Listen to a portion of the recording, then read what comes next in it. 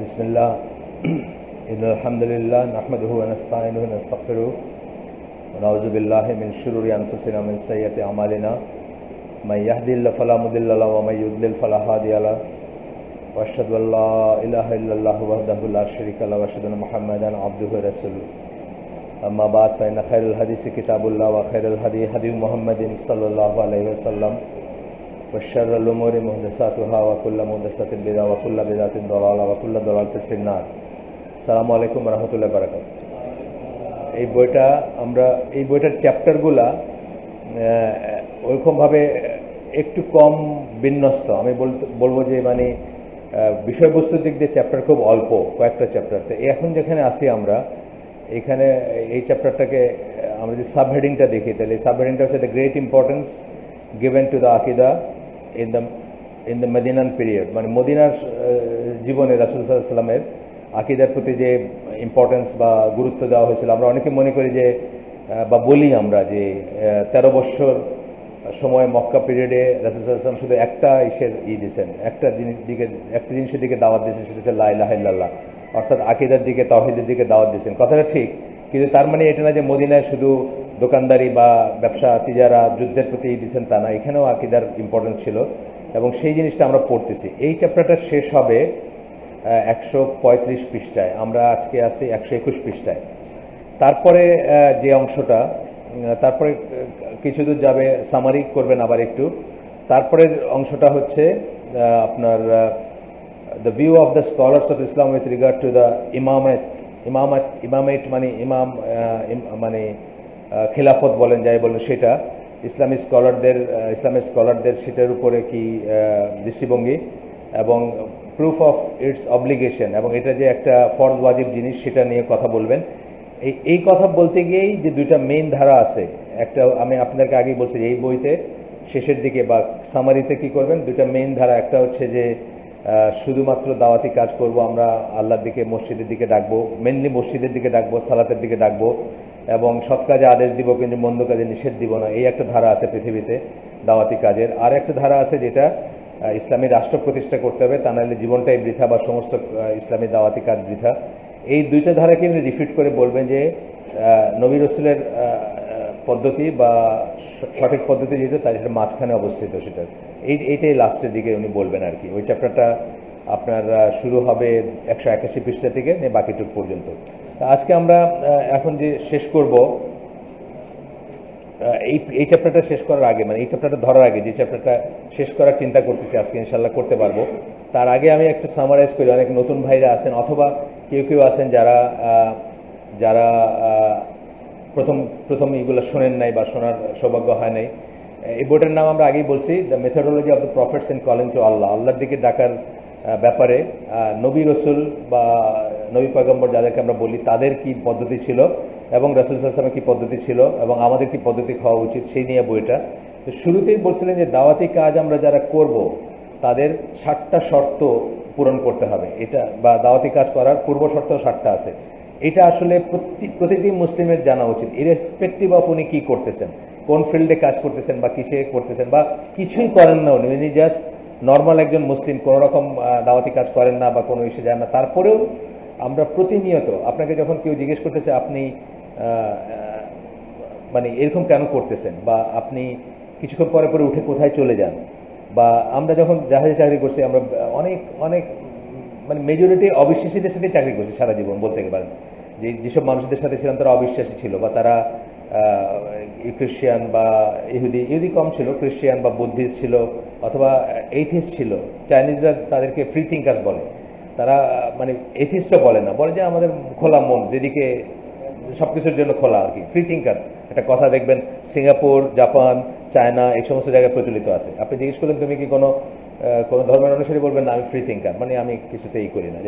তো এরকম মানুষজন সাথে প্রতিনিয়তই দাওয়া। আপনাকে যখন কেউ জিজ্ঞেস করলো যে আপনি এটা কেন করলেন, এটাই দাওয়া। কিন্তু আপনি এক গ্লাস পানি খেতে গিয়ে বসে খেলেন, সবার সামনে এক গ্লাস পানি নিয়ে বসে খেলেন, ধরেন কথার কথা, আপনি জিজ্ঞেস করলো মানে তুমি এই আলাদা করে বসলা কেন, এটাই তো দাওয়া। আপনি বললেন যে বিকজ এটা হয়েছে বা এরকম। আমি আপনাদেরকে কাউকে বলছি যে আমিও জাহাজ চাকরি করতাম, নিউজিল্যান্ডের ক্যাপ্টেন ছিল আমার সাথে, আমি চিফ ইঞ্জিনিয়ার, সেই ক্যাপ্টেন, এরকম উল্টা বসতাম, সে এরকম করে ভাত নিত, বুঝছো। তুমি তো জানো আমরা জাহাজে কিভাবে খাই, এরকম করে ভাত নিত আর সব কিছু নিয়ে অর্ধেক না 1/3 খাইতো না, ফালাইতে রেখে যেত। আর আমি ভাত নিতাম জাস্ট এরকম লেভেল করে এবং স্ক্র্যাপ ক্লিন থাকবে। আমার ওইখানে যারা ছিল সিঙ্গাপুরিয়ান মালয়েশিয়ান ছিল, তারা মালয়েশিয়ান তো মুসলমান যারা তারা জানতো, বাট সিঙ্গাপুরিয়ান ছিল, ইন্ডিয়ানও ছিল ওই কুক বা স্টুয়ার্ড যে যারা তাদের ভিতরে। তো তারা আমাকে জিজ্ঞেস করতো যে তোমার প্লেটটা এরকম স্ক্র্যাপ ক্লিন, ওরটা এরকম, মানে দু একদিন সেটা জানতে চাইছে যে কেন এরকম। মানে আমি মুইসা খাইছি মনে হয় যে দুর্ভিক্ষর দেশ থেকে আছে, বুঝছেন না? আব্দুল্লাহ জাহাঙ্গীর একটা ইয়ে আছে না, বক্তৃতা আছে এটা নিয়ে, যে উনি আরব দেশে ওনাকে নিয়ে নাকি হাসছিল আরবরা, যে তোমার দেশে কি খাওয়া নাই নাকি। তো উনি উনি অত্যন্ত কঠোর ভাষায় বলছেন যে আমি রসুলের একটা সুন্নাহ, তুমি তুমি ইসের মানে কুফরের করতেছো, আর আমি রসুলের একটা সুন্নাহ করতেছি, তুমি আবার আমরা জিজ্ঞেস করতেছো আমার দেশে খাওয়া নাই কিনা, মানে স্ক্র্যাপ ক্লিন করে। আমি আমার এক্স্যাক্টলি বক্তব্যটা মনে নেই, এই ধরনের বক্তব্য আর কি, যে ওনাকে নিয়ে হাসি ঠাট্টা করছে যে তুমি এইভাবে পয়সা খাইছো, এটা রসুলের সুন্নাহ আমি করতেছি। তো আমিও জাহাজে ওটা বোঝাইতে চেষ্টা করছি ওদেরকে যে আমি এটা করতেছি বিকজ আমি মুসলিম, আমি একটা গ্রেন আমি ওয়েস্ট করতে পারি না। একটা গ্রেন ওয়েস্ট করা মানে আমার রিজেক্ট থেকে কমবে, এটা আমি বিশ্বাস করি। এবং দুনিয়াতে দেখো কি অবস্থা, এটা না ওটা না, তোমরাও খাওয়া ফালাও না, তোমরাও চেষ্টা করে খাওয়াটাকে রিইউজ করতে বা এই করতে বা কম রান্না করতে, যেভাবে বোঝানোর চেষ্টা করছি। এটা কিন্তু দাওয়া। একটা লোক যদি একটু চিন্তা করে যে ইথিওপিয়াতে সোমালিয়াতে মানুষ খাইতে পারতেছে না, এখনো কিন্তু পৃথিবীতে দুর্ভিক্ষ আছে। একজন ইয়েমেনে বহু মানুষ দুর্ভিক্ষ কবলিত কিন্তু এই মুহূর্তে, এবং ইথিওপিয়া সোমালিয়াতে তো আছেই।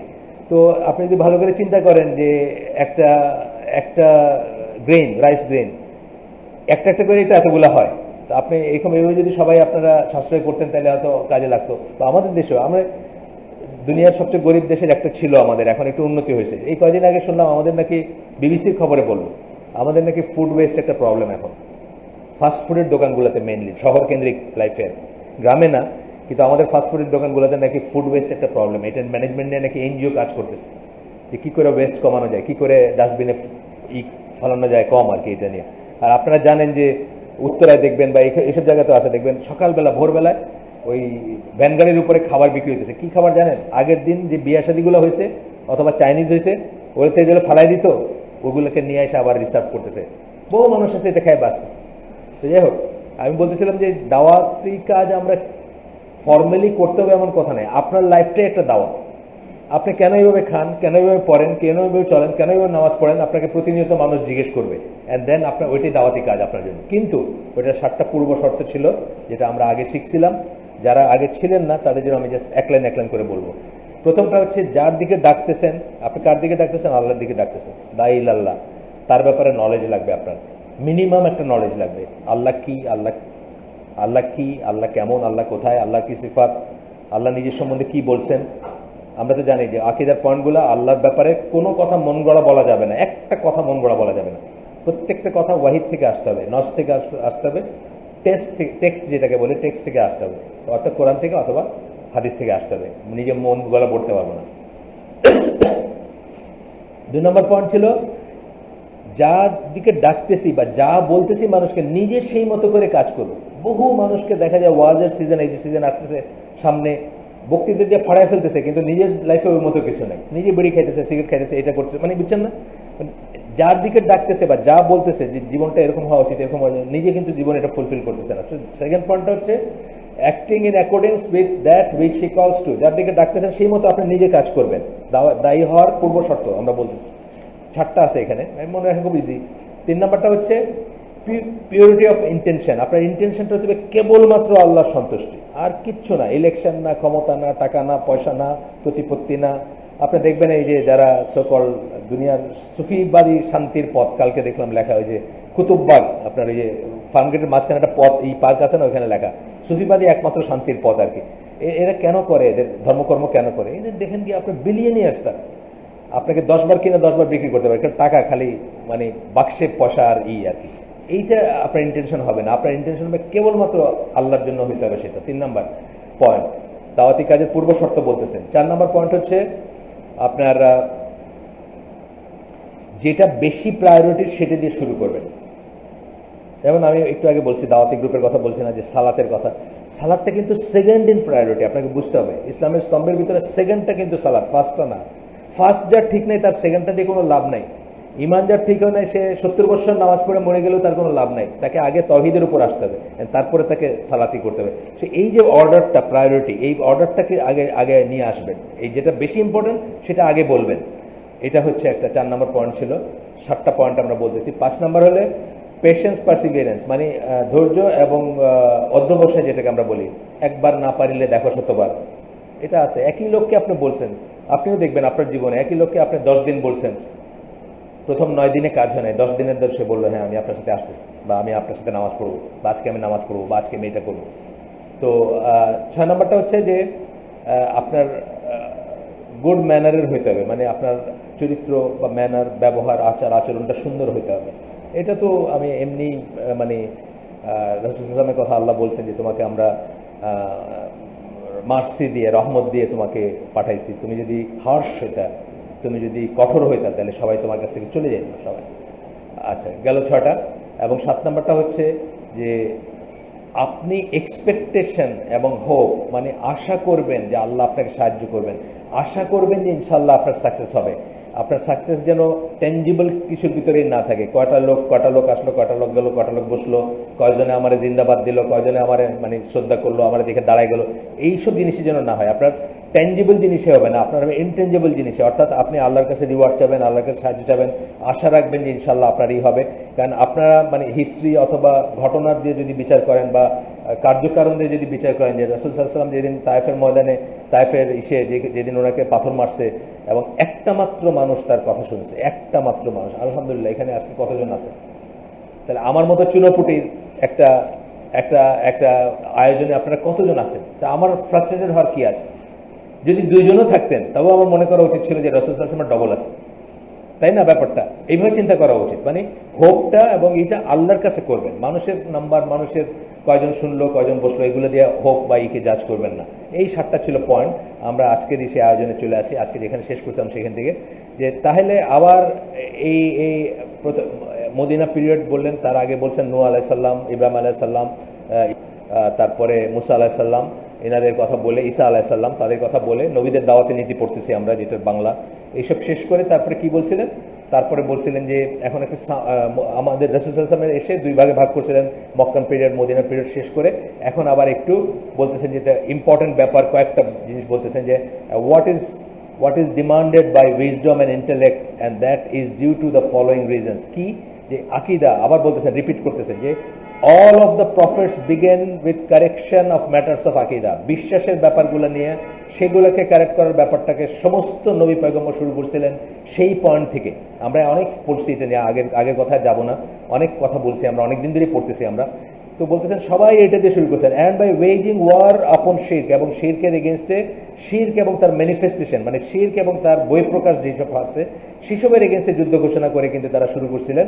তো এখন বলতেছেন যে এইটাই ইন্টেলেক্ট দাবি করে, কালকে যদি একটু বসে চিন্তা করে তার মাথায় এইটাই প্রথমে আসবে যে এইটা দিয়ে শুরু করা উচিত। তারপরে বলতেছেন ডিউ টু ফলোইং রিজনস বলে, প্রথমটা আমরা গতদিন পড়ে গেছিলাম এখানে, প্রথমটা তবুও পড়বো আজকে, যেহেতু একটু করে পিছন থেকে টানবো। প্রথমটা ছিল ম্যাটার্স অফ আকিদা অফ দ্য পিপল, শিরক, ফলস সুপারস্টিশন অ্যান্ড বিলিফ। 3টার কথা বলছেন। আকিদার ব্যাপার কিসে কিসে আসে? শিরকের ব্যাপারে আসে, ফলস সুপারস্টিশন, এটা করলে এটা হয়, ওইটা করলে এটা হয়, এটা করলে। কালকে পরশুদিন আপনি দেখছেন আমাদের গ্রুপে যারা আছেন, আমি একটা মেল পোস্ট করছি, দেখছেন না? কে এক লোক, এক মহিলার ফ্রেন্ড আর কি, আমাদের এক দিনী ভাইয়ের ওয়াইফ, তার ফ্রেন্ড মহিলা আরেকজন আইসা বলছে যে আমরা যে ঘুমের ভিতরে খাওয়ার স্বপ্ন দেখি এটা শয়তানে দেখায়, এবং এটা বমি করে বের করে দিতে হবে যেটা পেটে আছে। এখন যারে বলছে সে প্রেগনেন্ট, সে এই মহিলা চলে যাওয়ার পরে এই খাওয়ার স্বপ্ন দেখছে। এখন তার টেনশন আসছে যে আমার তো এটা বাইর করতে হবে, বমি করে, কিন্তু সে তো অসুস্থ মানুষ, তার তো বমিটা এমনি সে চেক দিতে পারে না, তারপরে ইচ্ছা করে বমি করা। তো সে তার হাজব্যান্ডে বলছে, তার হাজব্যান্ড আমার ফোন করছে, আমি মানে আমার ওয়াইফকে ফোন করছে, আমরা একটু বকাবকি করছি। তারপরে ভাবলাম যে একটা স্কলার থেকে না হলে তারা কনভিন্সড হবে না। সো আসিম আল হাকিমকে জিজ্ঞেস করলাম, উনি বলছে এটা কোনো বেস নাই, ভিত্তিহীন জিনিস। এই যে জিনিসটা, এটা সুপারস্টিশন, কেউ কুসংস্কার, অথবা এটা কিন্তু ফলস বিলিফ, বা একটা জিনিসে এটা কোনো ভিত্তি নেই, ভিত্তিবিহীন কতগুলো বিশ্বাস থাকে। সোমবারে এটা করলে এটা হবে, মঙ্গলবারে এটা করলে এটা হবে, বুঝছেন না? এই সমস্ত জিনিস আমাদের ভিতর স্পেসিফিক্যালি যদি আমরা সুন্নাহ পাই, যেমন ধরেন একটা আছে কথার কথা, যখন সন্ধ্যার নামে তখন বাচ্চাদেরকে ঘরে রাখতে বলছেন। চেঞ্জ, মানে যখন চেঞ্জটা হচ্ছে, ট্রানজিশনটা, দিনের শেষ রাতের শুরু, এই সময়টাতে ঘরে রাখতে বলছেন। আবার রাত বাড়লে বের করে দেন, সমস্যা নেই। কেন বলছেন? রিজনস আছে রাসূল সাল্লাল্লাহু আলাইহি ওয়াসাল্লাম। এই ধরনের যদি বেস পান যে আল্লাহ রাসূল বলছেন, হ্যাঁ আল্লাহ বলছেন এই করো না এই করো না বা এই সময় এটা করো না, তখন ঠিক আছে। কিন্তু আপনাদের বলছি না যে আগের সিলেটের গল্প, গত লেকচারে তো বললাম যে সিলেটে এটা দেখা যাবে যে একজন লোক মুরগি জবাই করতে দাঁড়াইছে, হঠাৎ ঘরের ভিতর থেকে আইসা না না না আপনি জবাই করেন না, কি অসুবিধা আছে, কি অসুবিধা আছে, ওনার ওয়াইফ প্রেগনেন্ট, উনি জানেন না কিন্তু ওনার ওয়াইফ এখন না বলেন এই হাজব্যান্ডকে, এখন বুঝতেছে যে এখন তো না বললে হবে না, এখন তো বাচ্চার ক্ষতি হয়ে যাবে পেটে। এইগুলো হলো ফলস বিলিফ এবং সুপারস্টিশন। এগুলার এগেনস্ট এগুলোকে কারেক্ট করতে হবে। ম্যাটার্স অফ আকিদা অফ দ্য পিপল এগুলা প্রথমে আসবে। And the various types of misguidance is 1,000 times more dangerous than the corruption resulting from the corruption of rulership and other affairs. এই বিশ্বাসের যে বিপদগুলা এগুলা 1000 গুণ বেশি ডেঞ্জারাস দেন একটা অত্যাচারী শাসক আছে আপনার উপর, বা একটা অপছন্দনীয় শাসক আছে, বা অন্যান্য এই ধরনের ব্যাপার আছে 1000 টাইমস বেশি। এই জন্য সকল নবী পয়গম্বর এটাকেই প্রথমে অ্যাড্রেস করছেন। আচ্ছা, আমরা এই পয়েন্টটা আগে পড়ছি, আজকে পড়বো না, জাস্ট যারা ছিলেন না বা নতুন আছেন তাদের জন্য বললাম। আমরা সেকেন্ড পয়েন্টটাতে যাবো। সেকেন্ডলি বলতেছেন দ্য পিপল ওয়্যার আপন সিঙ্গেল রিলিজিয়ান। শুরু থেকে এই পর্যন্ত আমরা ছোট আইডিয়া অনেক সময় বলি ইসলাম, সবাই কিন্তু ইসলামের উপরই ছিল। ইসলাম মিনিং কি? আল্লাহর কাছে নিজের ইচ্ছা অনিচ্ছাকে সমর্পণ করা, আল্লাহর কাছে আত্মসমর্পণ করা। কোন নবী পয়গম্বরকে এর বাইরে কোনো দাওয়াত দিচ্ছে? দেয়নি। তাহলে আমরা সবাই কিন্তু ছোট আইডিয়া যদি বলি ইসলাম, এখন পার্টিকুলারলি ধরেন অনেক ভাগে জুডাইজম বা ইহুদি ধর্ম, খ্রিস্ট ধর্ম, সেই ধর্ম বলতে গিয়ে আমরা ইসলাম বলতে বোঝাই মোহাম্মদ সাল্লাল্লাহু আলাইহি ওয়াসাল্লাম যেটা করে আসছেন, এটা বড় আইডিয়া যখন আমরা লিখি। কিন্তু যদি আমরা সত্যিকার যারা নবী পয়গম্বর যারা এই চেনে আছেন, সবাই দিন ছিল একটাই, তারা একই দিকে করছেন। তাদের হয়তো শরিয়া ভিন্ন ভিন্ন ছিল, কাউকে শনিবারে মাছ ধরতে না করছেন, আমাকে আবার সেটা না করেন নাই, বুঝছেন না? কার জন্য ওই জিনিসটা হারাম বলছেন, আমাকে সেটা করেন নাই, বা এই জিনিসটা কার জন্য আমাকে সেটা করেন নাই। কিন্তু কার জন্য রোজা রাখার একটা নিয়ম ছিল, আমার জন্য একটা নিয়ম, শরিয়া ডিফারেন্ট হয়েছে, কিন্তু ব্যাপারটা একই ছিল, এক আল্লাহই এবং লা ইলাহা ইল্লাল্লাহ, এটাই ছিল সমস্ত নবী পয়গম্বরের একই বাণী ছিল। তারপরে বলতেছেন কি, যখন এখান থেকে সরে গেছে মানুষ, তখন তাদেরকে আবার তাদেরকে ডিরেল হয়ে গেছে, আবার কোর্সের উপর আনার জন্য কি করছেন, যুগে যুগে নবী পয়গম্বর পাঠাইছেন। তাদেরকে যারা বিশ্বাস করবে বা পথে আসবে তাদের জন্য রিওয়ার্ড ঘোষণা করছেন আল্লাহ। এটা ইনজিলের যাই রিমিনেন্ট আছে তাই পড়ে দেখেন, বাইবেলে দেখবেন অনেকখানি দেখবেন রিওয়ার্ড এন্ড পানিশমেন্ট আছে। আপনি তোরা যদি পড়েন সেখানে দেখবেন, মানে বাইবেলের ভিতরে দুইটাই আছে, ওল্ড টেস্টামেন্ট নিউ টেস্টামেন্ট দুইটা মিলেই তো বাইবেল। এখনকার আমরা যেটাকে বাইবেল বলি, এটা কিন্তু দুইটাই আছে। ওল্ড টেস্টামেন্ট মানে আগের, ঈসা আলাইহিস সালামের আগের এইগুলা। তো সেখানে দেখবেন যে পানিশমেন্ট এবং রিওয়ার্ডের কথা আছে। তারপরে এখানে আপনার দুইটা আয়াত কোট করতেছেন, সূরা আল আনামের 48 এবং সূরা নিসার 165। সিমিলার পয়েন্ট অফ মানে সিমিলার বক্তব্য নিয়ে দুইটাই করতেছেন। We do not send our messengers except with good news for the obedient that paradise and success on the day of resurrection is reward for obedience. আমরা কোন রসুল পাঠাই নাই এই মেসেজ ছাড়া যে তারা যদি আনুগত্য করে তাহলে তাদের রসুলের আনুগত্য এবং আল্লাহর আনুগত্য করলে তাদের জন্য জান্নাতের ঘোষণা। কবে? ডে অফ রিজারেকশন, যেই দিন তাদেরকে পুনরুত্থিত করা হবে। এটা হয়তো আপনারা কি জানেন, সূরা আল আনামের 48 নম্বর আয়াত, ওয়ামা নুরসিলুল মুরসালিনা ইল্লা মুবাশশিরিনা ওয়া মুনজিরিনা ফামান আমানা, যারা ঈমান আনবে তাদের জন্য গ্ল্যাড টাইডিং ছাড়া কাউকে পাঠায় নাই নবী। এই হচ্ছে ব্যাপারটা। তো এই পরের আয়াতটাও তাই, আমরা দরকার নেই। তারপরে রাসূল সাল্লাল্লাহু আলাইহি ওয়াসাল্লামের একটা হাদিস আছে, এটা হচ্ছে বুখারীর হাদিস। এখানে আল্লাহ রাসূল সাল্লাল্লাহু আলাইহি ওয়াসাল্লাম বলতেছেন, there is no one to whom granting excuses more beloved than Allah. আল্লাহর চেয়ে বেশি মাফ করতে পছন্দ করে এমন কেউ নাই। আল্লাহর চেয়ে বেশি মাফ করতে পছন্দ করে এমন কেউ নেই। আপনারা দেখেন ওই যে সূরা কামার বোধ, এখানে বলেন না কেউ কি আসো, মানে কেউ আসো ইসের জন্য, মানে যে কোরআনের কথা বলেন কেউ আসো নাকি শোনার জন্য বা এই হিট নেওয়ার জন্য, মানে কি বলবো, মানে এটা থেকে লেসন নেওয়ার জন্য বা এটা ই করার জন্য 4-5 বার আসে বোধ সূরা কামারের ভিতরে। তো এইরকম আর কি, মানে মনে হবে যে আল্লাহ কাকুতি মিনতি করছে, অ্যাকচুয়ালি তা না। আল্লাহ আমাদেরকে সৃষ্টি করছেন, খুব পছন্দ করে খুব ভালোবেসে করছেন।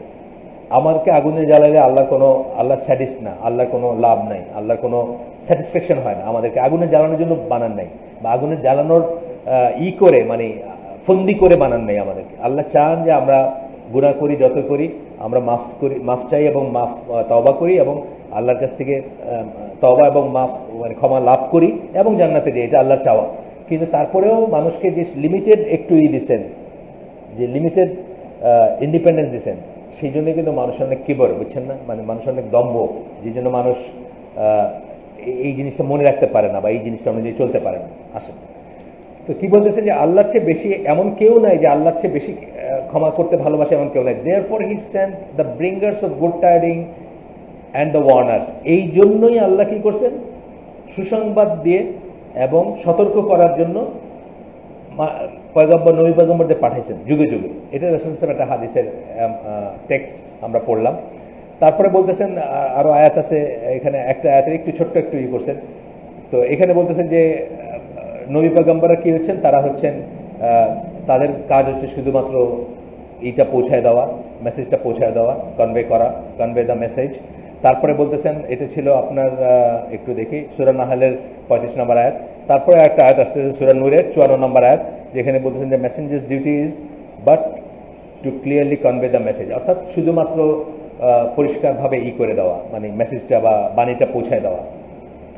এটা আর অনেক জায়গায় কোরআনের থিম, কিন্তু এটা কোরআনের থিম হচ্ছে এটা যে রাসূল সাল্লাল্লাহু আলাইহি ওয়াসাল্লামকে আল্লাহ তিরস্কারই করছেন এক ধরনের, যে তুমি কি মরে যাবে নাকি এদেরকে পথে আনতে গিয়ে, তোমার এত পেরেশান হওয়ার দরকার নাই, তোমার এত করার দরকার নেই, তুমি কি নিজের করে ফেলবে নাকি, ধ্বংস করে ফেলবে নাকি তাদের চিন্তায়, তারা তুমি জানাই দিচ্ছ, ব্যাস তাদেরই শেষ। আমাদেরও কিন্তু এক্স্যাক্টলি তাই। এই যে একটু আগে বলতেছিলাম, আমাদের কিন্তু শুধুমাত্র মেসেজটা সেন্ডিং অ্যাক্রস, এটাই কিন্তু আল্লাহ আমাদেরকে বলছেন। আমরা রিজাল্ট নিশ্চিত করতে পারবো না, রিজাল্টের কোনো গ্যারান্টি আমরা আশা করব রেজাল্ট হবে ইনশাল্লাহ, কিন্তু আমাদের হাতে কোনো ম্যাজিক নাই যে রেজাল্ট চলে আসবে। আজকে এই কয়জন আছেন, কালকে 500 জন মাল্টিপ্লাইড হবেন। বা আরও একটা ইসের কথা আমি বলছি যে শুদ্ধ দিকে বা দিনের কথা শুনতে অলওয়েজ কম মানুষই ইন্টারেস্টেড হবে। এটি আল্লাহ জিনিসে বানাইছেন। যে কোনো শুদ্ধ জিনিস, যে কোনো ভালো জিনিসের কদর বুঝতে মানুষের সময় লাগবে, এবং কম হবেন মানুষ ভুল পথে বা বেস ইনস্টিংক্ট, যেটাকে আমরা বলি বেস ইনস্টিংক্ট, মানে পাশবিক যে সমস্ত সব পশু জন্তু জানোয়ারের কিছু ইনস্টিংক্ট আছে না, সেই সব ইনস্টিংক্ট সেগুলোর দিকে মানুষ বেশি ধাবিত হবে। আমরা উদাহরণ দিই যে ধরেন গতদিনই বোধহয় বললাম যে শাপলা চত্বরে আপনি যদি এখন এই যে কি গান হইতেছে না, এখন এই মাগরিবের সময় কিন্তু হইতেছে, আপনার আজকে হইতেছে কিনা জানি না, কালকে হয়েছে আর্মি স্টেডিয়ামে, হ্যাঁ, ফোক সারা দুনিয়ার থেকে আসছে। আপনি দেখেন ওইখানে মানুষ ঢোকার জন্য মরে যেতেছে, মারামারি করে মরে যেতেছে, টিকিট পাইতেছে না। আপনাদের বিপিএল এর টিকিট নিয়ে মারামারি করছে, জুতা দেখাইছে, তাই না? আজকে আপনি ডক্টর মঞ্জুর এলাই বা ডক্টর সাইফুল্লাহ নিয়ে স্টেডিয়ামে বলেন তো টিকিট লাগবে না, ফ্রি আসবেন, দেখেন কজন আসে, তাই না ব্যাপারটা? তার মানে শুদ্ধ জিনিস, আল্লাহর কথা বা আল্লাহর যেসব কথায় মানুষের লং টার্ম লাভ, এই কথা কিন্তু মানে দিনের ব্যাপারে তো বটে, দুনিয়ার ব্যাপারে কিন্তু মানুষ কম বোঝে। আপনি খেয়াল করবেন, আপনি একটা লোকরা বলেন ভাই আপনি সকালে হাঁটেন, বিকালে হাঁটেন, এই কোলেস্ট্রল আলা খাওয়া খায়েন না, তো এটা খায়েন না, এটা খায়েন না, আপনার লাভ আছে, আপনি অনেকদিন নীরবভাবে বাঁচতে পারবেন, এই কিন্তু মানুষ শুনবে না। মানুষ বিরিয়ানি, কাবাব এগুলোই পছন্দ করবে, কিন্তু ঠিক না? মানে দুনিয়ার ব্যাপারে আমি বলতেছি, মানে পরে কি লাভ হবে এটা মানুষের দেখতে চায় না। এখন জিব্বায় কোনটা ভালো লাগতেছে এইটাই, মানুষকে আল্লাহ এইভাবে বানাইছেন। তো এটা কিছু করার নেই, এইভাবে নাম্বার দিয়ে বা দিয়ে আমাদের হবে না। আমাদের হচ্ছে শুধু মেসেজ পাঠায় দেওয়া এবং আল্লাহর কাছে চাওয়া, আশা করা যে এখান থেকে রেজাল্ট হবে, হোপ, যেটা আমরা একটু আগে বললাম। আচ্ছা, তারপরে বলতেছেন hardest and the greatest task taken up by mankind. নবীদেরকে কি দিছেন? নবীদেরকে একটা উচ্চ আসন দিচ্ছেন। নবীরা আমাদের মতো না, এটা প্রথম কথা হচ্ছে, ওনারা আমাদের মতো না, ওনারা একটা আলাদা ক্লাস না, আলাদা ক্লাস অফ পিপল ওনারা, তাই না? কেন আলাদা ক্লাস অফ পিপল? তারা সবচেয়ে কঠিন কাজটা করে গেছেন দুনিয়াতে। এটা কিন্তু একটাই রিওয়ার্ড, কিন্তু এমনি আসবে না, রিওয়ার্ডের পিছনে কারণ থাকবে, তাই না? এমনি রিওয়ার্ড দিলে তো জাস্টিস হইতো না। ধরেন আমি কিচ্ছু করলাম না, আমি কোনোদিন সালাত মসজিদ চিনলাম না, আমার আল্লাহ জান্নাত দিয়ে দিলেন, আর আপনি সারা জীবন আল্লাহর কথা সিনসিয়ারলি আল্লাহর জন্য ইবাদত করলেন, তাহলে তো জাস্টিস হইতো না। একইভাবে নবী পয়গম্বর সবচেয়ে হার্ডেস্ট কাজটা, সবচেয়ে কঠিন কাজটা করে গেছেন। সবচেয়ে কঠিন কাজটা কাঁধে নিচ্ছেন, সেটা কি? সেটা হচ্ছে যে মানুষের ভিতরে যেটা সবচেয়ে কঠিন কাজ, ইট ওয়াজ দেন টেকেন আপ, মানে এটা কি যে আপনার আল্লাহর পথে ডাকছেন, আখিরাতের দিকে ডাকছেন, শিরক বিবর্জিত। যা দেখি না এটা বিশ্বাস করা কিন্তু খুব মুশকিল। আমি আবারও বলতেছি যে যদিও ফিতরাতে আছে যে আমরা যদি খুব চিন্তা করতাম একটা জঙ্গলে বৈশা বা মরুভূমিতে বৈশা যে আমরা কোথা থেকে আসছি, কি করতেছি, কোথায় যাব, আমরা সবাই একসময় বুঝতাম যে আল্লাহ একজন আছেন, আমাদের একজন সৃষ্টিকর্তা আছেন, আমরা কোথা থেকে আসছি, কোথায় যাই, এই চিন্তাগুলো আমাদের আসতো। কিন্তু না দেখে বিশ্বাস করাটা কিন্তু সহজ না। আমাদের যে আমানতু বিল্লাহি মালাইকাতি কুতুবি রুসুলি ওয়াল ইয়াউমিল আখিরি কাদা খাইরি শারি 6টা আছে, এই প্রত্যেকটা কিন্তু না দেখে বিশ্বাস করতে হবে। এটা কিন্তু অনেকে বোঝে না, না দেখে এবং না প্রমাণ, মানে একদম 2-4 প্রমাণ থাকবে না, তথাপি বিশ্বাস করতে হবে। এটা সহজ না কিন্তু। আমার জাহাজে একদিন ওই ইন্ডিয়ান একটা ওয়েল্ডার ছিল, মোহন জানি, সাউথ ইন্ডিয়ান, আমাদের জাহাজে সেল করতে করতে রিপেয়ার কাজ করতো আর কি, সিঙ্গাপুর থেকে দিয়েছিল আর কি তাকে। তো সে আমার একদিন জিজ্ঞেস করলো যে চিফ, তোমরা কনসেন্ট্রেট করো কেমনে, তোমরা যে এবাদত করো কনসেন্ট্রেট করো কেমনে, কিছু একটা সামনে না থাকলে কি মানে মনোযোগ করা যায়, এক জায়গায় আনা যায়? সে কিন্তু একটা পয়েন্ট আছে তার, তাই না? মানে আপনি যদি রিয়েলি খুব ভালো আপনার আকীদা ঈমান না হয়, তাহলে আপনারও কিন্তু মনে হবে যে মানে এই জন্য এই যে ইহুদিদের এগেনস্টে ইহুদিদেরকে 2বার করে নিয়ে গেছে জানেন তো, জেরুজালেম থেকে পুরা নেশনকে বন্দি করে নিয়ে গেছে। তো একবার যেটা তাদের যে ওই রোমানরা তো পৌত্তলিক ছিল, রোমানরা যখন তাদের ভাঙছে, এই যে সিনাগগ বা এই সেন্ট্রাল ভাঙছে, তারা মনে করছিল যে ভেতরে কিছু একটা পাবে, মানে কোনো মূর্তি হোক, যে তারা অবাক হয়ে গেছে যে ভিতরে কিছু নাই।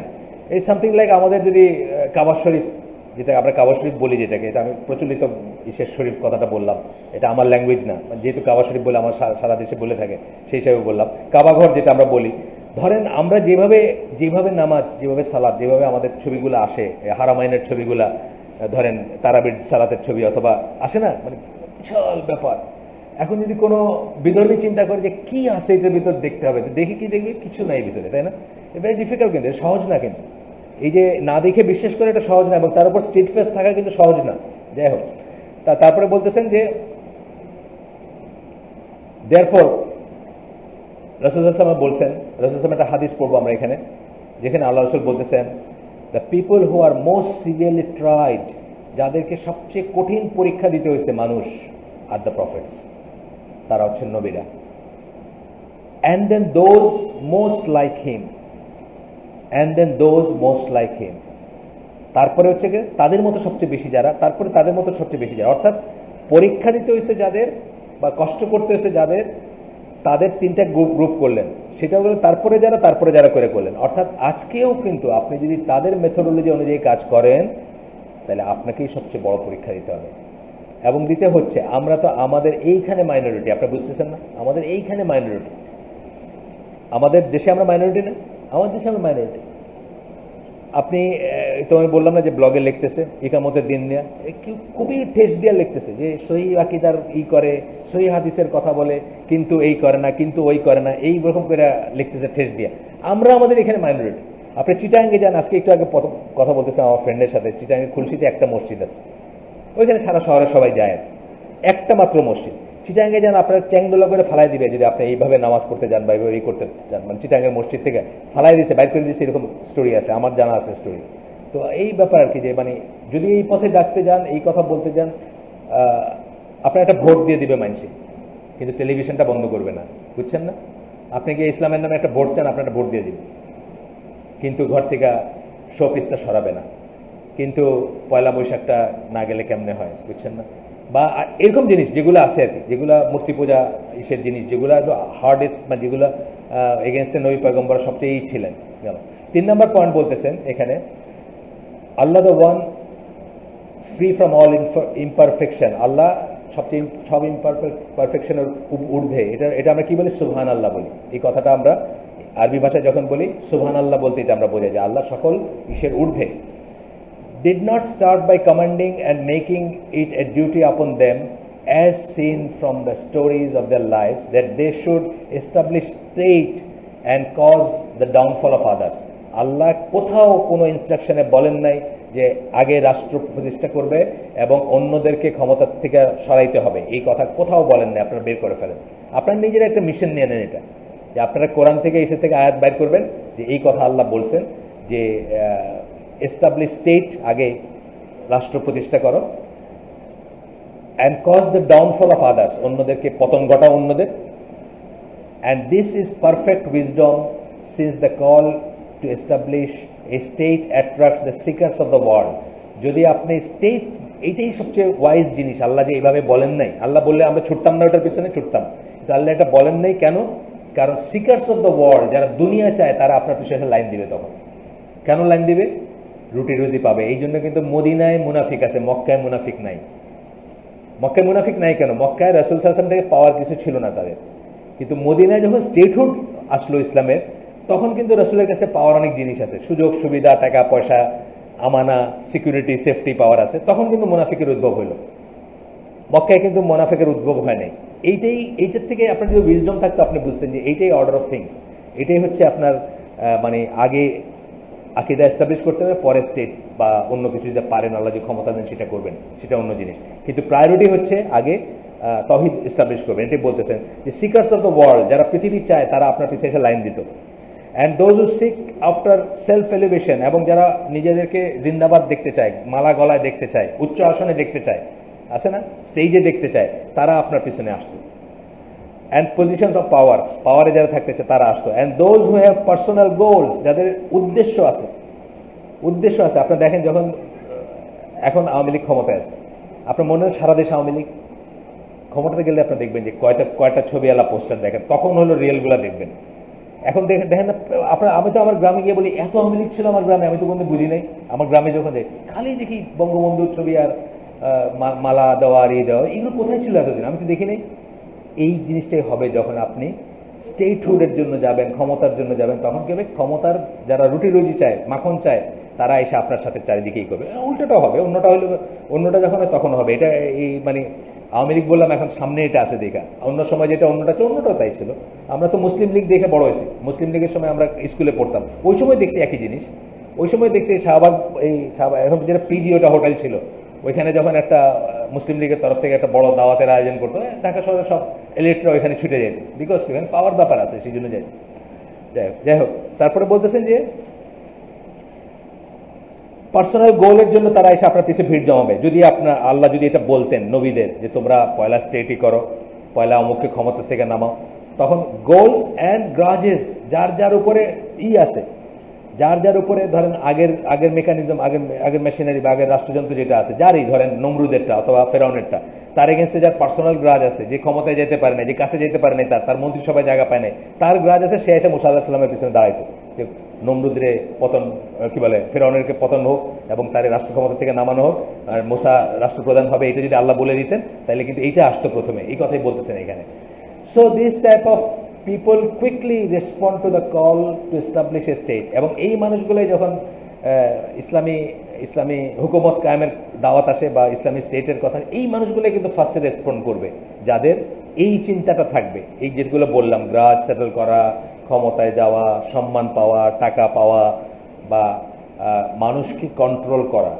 ইসলাম কেন পৃথিবীতে আসছে, এটা কিন্তু একটা আনসার অনেক স্কলাররা বলে থাকেন, মানুষের নিয়ন্ত্রণ থেকে মানুষকে মুক্তি দিতে। আসলে তাই না ব্যাপারটা? মানুষের নিয়ন্ত্রণ থেকে মানুষকে মুক্তি দেওয়া।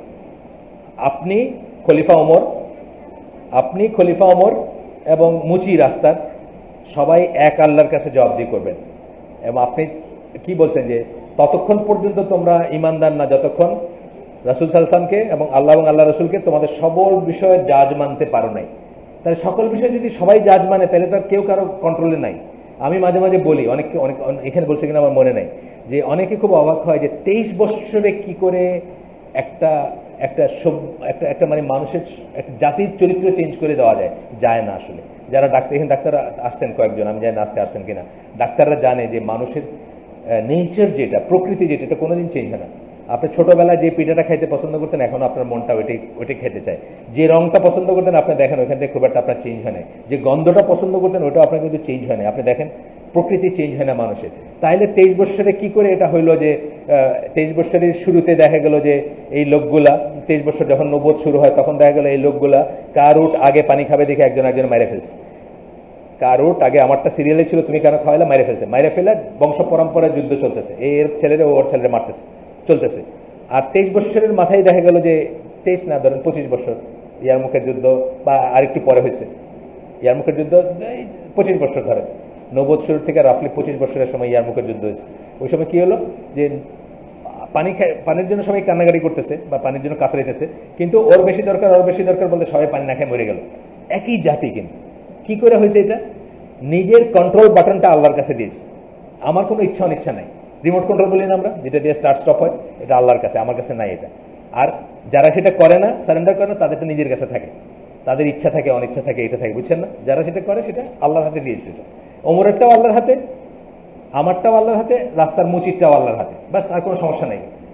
এইটাই ব্যাপারটা যে এই এই এইটা না হইলে কন্ট্রোল, মানে মানুষের কিন্তু কন্ট্রোল করার এইটা, এই যে পৃথিবীতে কেন এইসব হচ্ছে, যা হচ্ছে ইরাকে, সিরিয়ায়, বার্মায়, সারা দুনিয়ায় যেখানে যেখানে অশান্তি, এই অশান্তি করার রুট কজ কি? এই গ্রুপ অফ পিপল একটা শ্রেণীর মানুষ আরেকটা শ্রেণীর মানুষকে নিয়ন্ত্রণ করতে চায়। আপনি দেখেন, একটু চিন্তা করলে এগুলো আমাদের মতো, আমরা তো ম্যাঙ্গো পিপল, আমাদের এগুলো চিন্তার অবকাশই নাই। 4 পয়সা কামাইতে আর ওই ঠেলাগাড়ি টানতে টানতে আমাদের রাত্রে ঘুম আসে, ঘুম আমরা, বুঝছেন না, মানে আমি বলতেছি জেনারেল মানুষ যারা যারা গায়ে খেটে খাই আমরা, বা যাদের আমাদের ভিতরে যারা গায়ে খেটে খায়, অথবা আমাদের দেশটা তো আর অত অ্যাফ্লুয়েন্ট দেশ না যে আপনাদের সবাই এমন অবকাশ নাই যে আপনি 1 মাস ধরে বসে চিন্তা করবেন যে কি ঘটতেছে দুনিয়ায়। আপনারা তো একটা পেপার পড়লেন, আচ্ছা ঠিক আছে, মানে এই পর্যন্ত। কিন্তু যখন চিন্তা করবেন তখন দেখবেন আসলে সমস্ত সংঘাত কিন্তু একটা পয়েন্ট থেকে আসতেছে। একটা গ্রুপ অফ মানুষ, তারা সারা দুনিয়াটাকে কন্ট্রোল করতে চাচ্ছে, আর কিছু না। বুশ কিন্তু মুখ ফসকায় কথাটা বলে ফেলছিল, either you are with us or you are with the terrorist, এই কথা বলে ফেলছিল। মানে আপনার কোনো উপায় নেই, হয়তো তার সাথে থাকতে হবে, তার মতো করে না চললে আপনার টেরোরিস্ট, আপনি যাই হন। এখন সে বলছে না কথাটা, এটা মিনিং কি? এটা মিনিং হচ্ছে একটা, আমি আপনাদের বলছি যে সেপ্টেম্বর 11 পরে আমি যখন প্রথম গেলাম, আপনার 2002-এর ফেব্রুয়ারি মাসে আমি গেছি আমেরিকায়। তো সেই দিন ওই ট্রিপে ফেরার পথে যখন ইউরোপে গেলাম, ইউরোপে ফেরার পথে, তো একটা বাসের একটা ড্রাইভার, একটা মেয়ে, সে বলতেছে যে কি হয়েছিল সেপ্টেম্বর 11-এর দিন। যেতে যেতে গপ্প, এখানে ছোট্ট মানে বাসটার জায়গাটা গ্যারেম্মা জায়গা দিয়ে যায়, 1-2 জন প্যাসেঞ্জার, বুঝছে না, সবাই সবাই চিনে। আমি জাহাজে উঠছি ওই বাসে, সে সবার সাথে গপ্প করতেছে, 3-4 জন আছে, তাদের সাথে গপ্প করতেছে, কথায় কথা প্রসঙ্গ উঠছে। তখন সে বলতেছে যে সে কিভাবে মানে ওই হাইটা মানুষ পার হয়েছে, তো দেখছেন হয়তো আপনারা যে ব্রিজ পার হইতেছে, হাইটা, ব্রুকলিন ব্রিজ, হাইটা পার হইতেছে, বা ওই পাশে নিউ জার্সি, আপনারা জানেন হয়তো যে নিউ ইয়র্কে যত মানুষ কাজ করে তার মেজরিটি আসে নিউ জার্সি থেকে, পাশের স্টেট থেকে আসে, এবং স্টেটেন আইল্যান্ড থেকে আসে। নিউ ইয়র্কে কিন্তু থাকার জায়গা নাই, থাকার জায়গা খুব এক্সপেন্সিভ, ম্যানহাটন যেটা ওখানে কেউ থাকে না। তো আপনার ওইখান থেকে আসে, তো বলতেছে এখন তো সব কিছু কলাপস করছে, তো এখন কি করবে, এই মানুষজন হাইটে পার হইতেছে ব্রিজ, আর তারা ফ্রি বাস, নিউ জার্সি ট্রানজিট যেটাকে বলে, ফ্রি বাস সার্ভিস দিচ্ছে মানুষকে একখান থেকে আরেকখান নিয়ে যাবে। সেই জন্য এইসব গপ্প করার পরে আমি তাকে জিজ্ঞেস করলাম, বলো তো ব্যাপারটা কেন ঘটছে। আমি তাকে জিজ্ঞেস করলাম কেন ঘটলো এটা। সে, বুঝছেন তো, আমেরিকান মানুষটা আমাদের রিক্সাওয়ালার চেয়েও কম, তাদের দুনিয়া নিয়ে তাদের কোনো চিন্তা নেই, তবুও সে কিন্তু বুঝতেছে। বললো যে one group of people trying to control another, এখান থেকে এই সমস্ত সমস্যার সূত্রপাত। ব্যাপারটা তো আসলে তাই, বেসিক ব্যাপারটা তাই। একটা গ্রুপ অফ পিপল, তারা চাচ্ছে দুনিয়া সবকিছু তার মতো চলবে। এমনকি আপনি কি জানেন নাকি যে বাংলাদেশের উপরের যে মহাকাশের যে এটা কিন্তু আপনার না, স্পেসটা এটা কিন্তু ওদের। এই স্পেস যদি আপনি ইউজ করেন, ওদের কাছে পারমিশন নিতে হবে। আপনার আকাশের উপরে স্পেস কিন্তু আপনার না, আকাশ আপনার, কিন্তু মহাকাশ যেটা, যেখানে তারা চিন্তা করতেছে আলটিমেটলি স্যাটেলাইট এটা সেটা দিবে, এটা কিন্তু আপনার না, এটা তাদের কাছে পারমিশন নিতে হবে আপনি কোথায় করবেন। মানে এইরকম একটা ব্যাপার চলতেছে, কিন্তু আমরা এগুলো মিস করি। আমাদের তো আসলে খায়া দেয়া বা আমাদের উপার্জন করতে গিয়া বা করতে গিয়া, কাজকাম করতে গিয়ে এগুলোর জন্য চিন্তা করার কোনো অবকাশ নেই। আমরা আসলে কি বলবো, মানে মানে ক্যাটেল, আল্লাহ বলছেন না কোরআনে, আল্লাহ কিন্তু চিন্তা যারা করে না তাদেরকে গবাদি পশুর সাথে তুলনা করছেন। তো আমরা ক্যাটেলের অবস্থা, আমরা তো চিন্তার কোনো অবকাশ নাই। আমরা যা সার্ফেসে দেখা যায় এটা দেখে চিন্তা করি, আমরা এটা দিয়ে খুশি, আমরা ওইখানে গেছি আর মালিকে আমাদের সাথে একটু হাত মিলাইছে, পিঠ চাপড়াই দিয়েছে, আমরা খুব খুশি, বুঝছেন না। আমেরিকায় গেছি, আমরা একটা মেডেল পরাই দিয়েছে, কত বড় কথা, বুঝছেন, বলে কিন্তু মাইশাল, ল্যান্ড অফ দ্য ফ্রি। আসেন, তারপরে কি বলতেছেন যে অনেক সময় হয়ে গেছে নাকি আমাদের? না,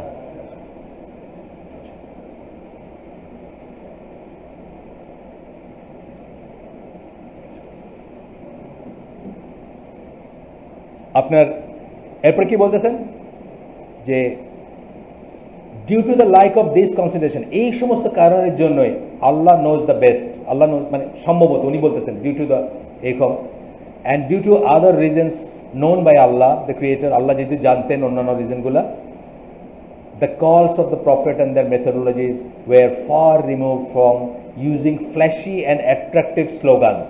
ফ্ল্যাশি অ্যান্ড অ্যাট্রাকটিভ কতগুলো স্লোগান আছে, শুনলে মানুষের রক্ত গরম হয়ে যায়।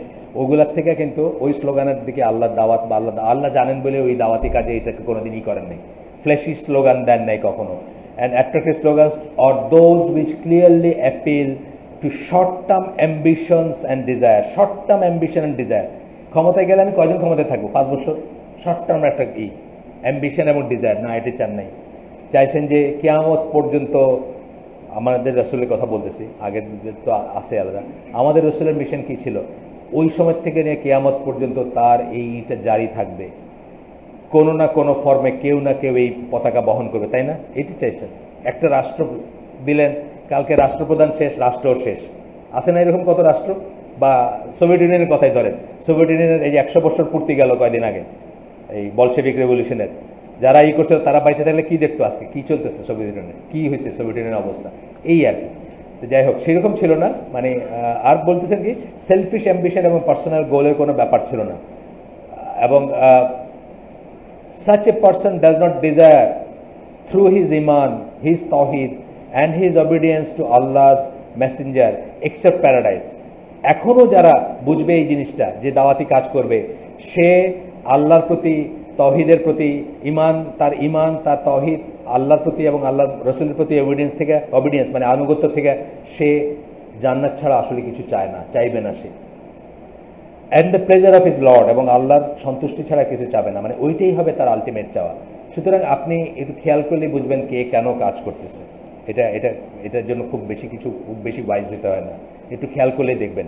সূরা ইয়াসিনের 21 নম্বর আয়াত বলি, যদিও এটা একটু অন্য পার্সপেক্টিভে বলা আয়াত, কিন্তু এখানে কি বলছেন যে কার কথা শুনবে বা কার, মানে একজনকে সার্টিফাই করতে গিয়ে আরেকজন বলতেছেন যে কার কথা শুনবা বা কার কাছ থেকে নেবা কথা, যে বিনিময় চায় না এবং যে রাইটলি গাইডেড। দুইটা কন্ডিশন দিয়েছেন। আজও কিন্তু ইকুয়েশন সেটাই, যে বিনিময় চায় না আর যে নিজে ওইটার উপর আছে, যেই দিকে ডাকতেছে তার উপর আছে, রাইটলি গাইডেড, তার কাছ থেকে কথা নেবেন আপনি। সে আমি আপনার সিগারেট খেতে না করলাম, আমি গিয়ে দরজা বন্ধ করে সিগারেট খাইতেছি, আমার কাছ থেকে নেওয়ার কিছু নাই আপনার, বুঝছেন না? এই ব্যাপার আর কি। মানে আমি দুনিয়ার একটা উদাহরণ দিলাম, এটা যদিও দুনিয়ার কথাগুলো বলে না। তারপরে কি বলতেছেন, he does not fear except from his anger and his severe punishment, his বড় হাতের এইচ, আল্লাহর গজব যেটাকে বলি, গজবের ইংলিশ হচ্ছে অ্যাঙ্গার বা র্যাথ যেটাকে বলি আমরা, এবং তার পানিশমেন্ট ছাড়া আর কিছু সে ভয় করে না, কালকে আমি দেখতেছিলাম একটা ছোট্ট ভিডিও ক্লিপ আসিম আল হাকিমের, যে রুকিয়া করা জায়েজ কিনা, রুকিয়া করা কোনো সমস্যা নেই, কিন্তু রুকিয়া চাওয়া, আপনি যে আমাকে বলেন ভাই আমাকে একটু রুকিয়া করে দেন, এইটা কিন্তু ভালো যারা পায়াস যারা তারা কখনো করেন নাই, জায়েজ, কিন্তু এটা করলে, এটা করেন নাই কেন, যে 70,000 বিনা বিচারে বিনা হিসাবে জান্নাতে যাবে, যারা রুকিয়া করায় অন্য মানুষকে গিয়ে বলে ভাই আমার একটু ফু দেন, আমার একটা ঝাড়ফুঁক করেন, আমার একটা এটা করেন, তারা ওইখানে থাকবে না। এই জন্য যারা ভালো ইমানদার বা যারা খুব ওইরকম চলতে চান, তারা নিজে রুকিয়া করেন, বা কেউ এমনি করতে পারে, কিন্তু উনি চাবেন না কোনোদিন যে ভাই আমার একটা ফু দিয়ে দেন তো। অনেক মানুষ আছে কিন্তু হুজুরের কাছে গিয়ে বলবে হুজুর আমার একটা ই করে দেন তো, এটা করবে না, এটা জায়েজ, কিন্তু কেন করবে না, ডিফারেন্সটা কোথায়?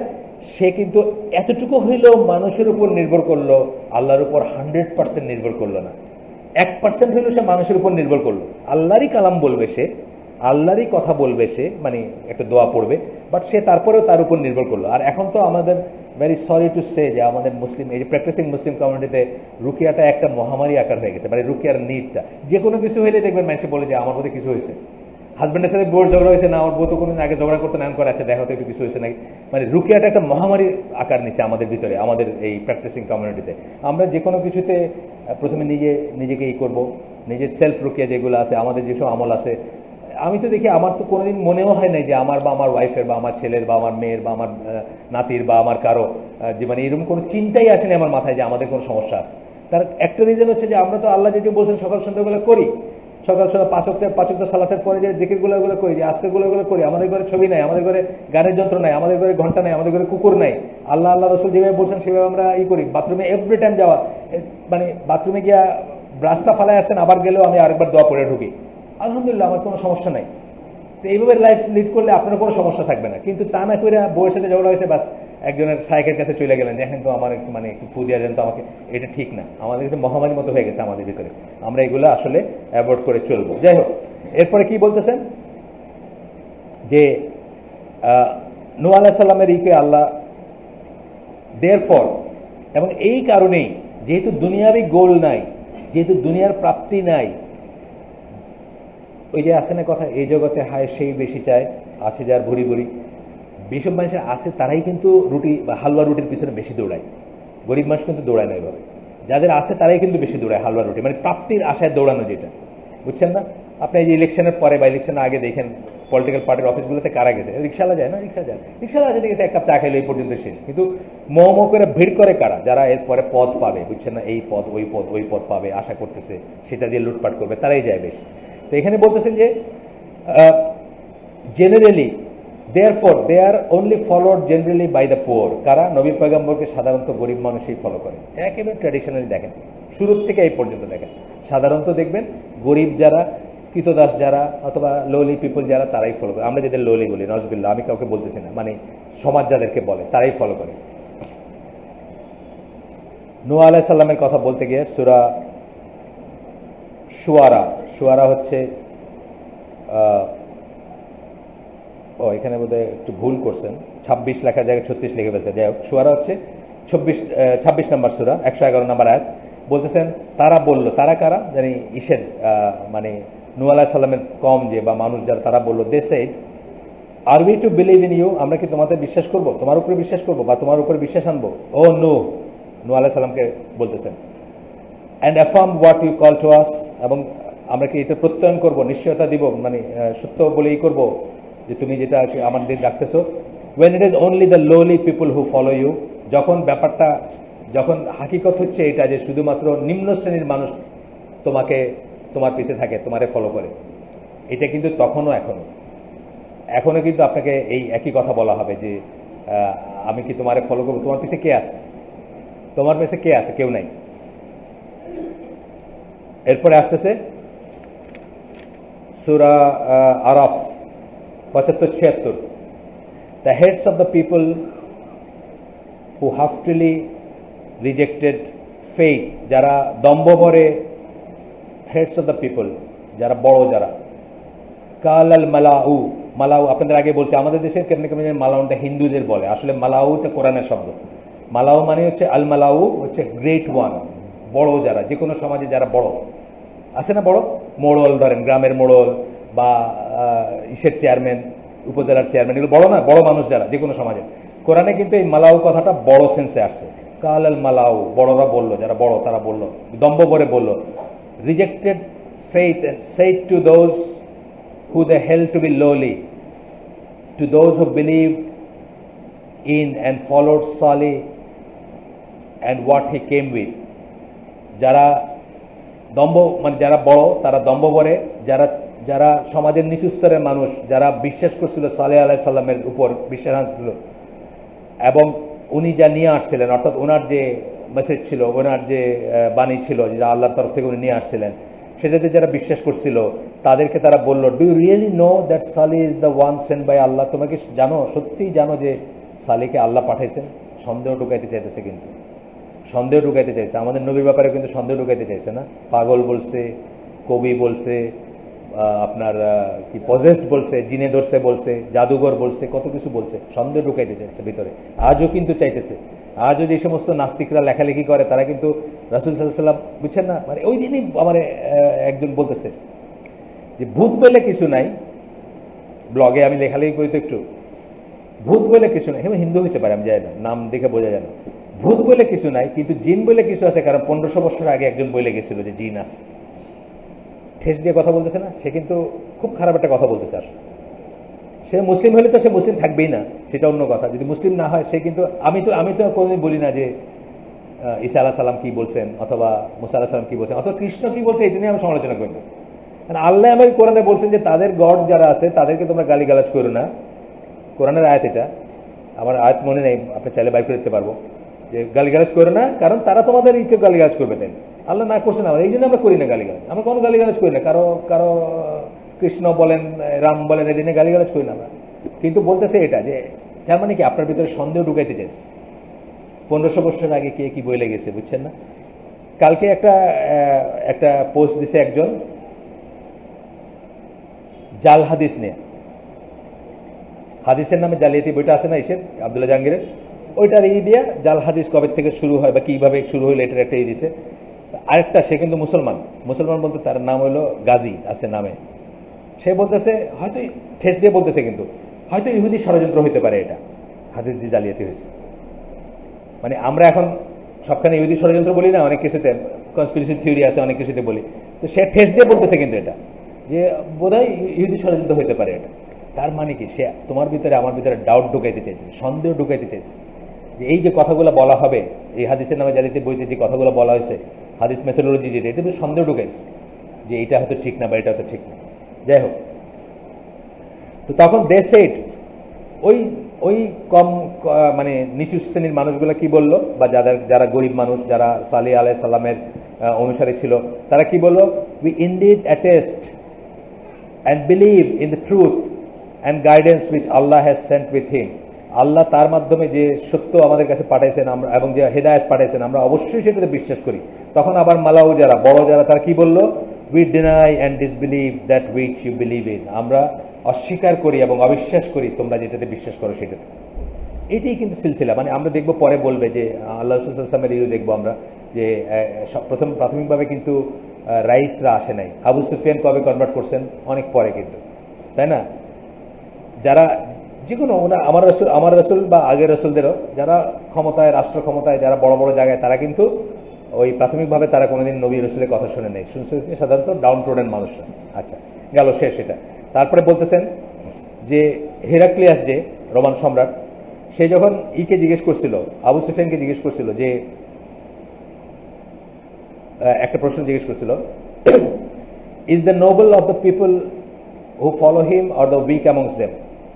বড়রা তাকে নবী সম্বন্ধে ইনফরমেশন নিচ্ছে, সে যে বড়রা কি তাকে ফলো করে নাকি উইক যারা, দুর্বল যারা, তারা করে? আবু সুফিয়ান কি বলেন, rather it is the weak amongst them.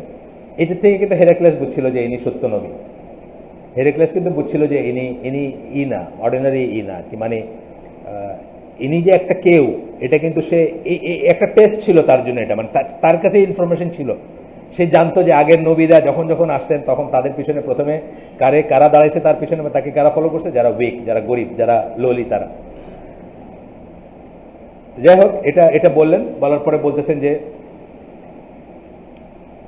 also because of the reasons, the consequence and difficulties in the way of the cause of the messengers, we find that they are not followed except by small number of people. যে পরিণতি হবে, যে কষ্ট আছে, যে কাটা ভরা কণ্টক পূর্ণ পথ আছে। ওয়ারাকা বিন নফল বলছিলেন না যে আমার হায়াতে কুলাবে না, কিন্তু হায়াতে কুলাইলে হয়তো আমি সেদিন তোমার পাশে দাঁড়াইতাম যেদিন তোমার লোক তোমাকে দেশ থেকে বাইর করে দিবে। তখন উনি বলছেন এটাও কি হইতে পারে যে আমার মানুষ আমাকে বাইর করে দিবে? এই তো আমার চাচা, আমার ভাই, আমার মামা, আমার কমিউনিটি, আমার গোত্র, আমারই বংশ, যাই বলেন। তখন উনি বলছিলেন না যে এমন কোনো নবী নাই যে সত্যের কথা বলছে এবং তাকে তার কম বাইর করে নাই, এরকম করে। এই কথাটা বলতেছেন আর কি, যে এটারও একটা কারণ যে জন্য তাদের পিছনে স্বল্প সংখ্যক মানুষ থাকবে বা ই করবে। So Nuh remained for 950 years.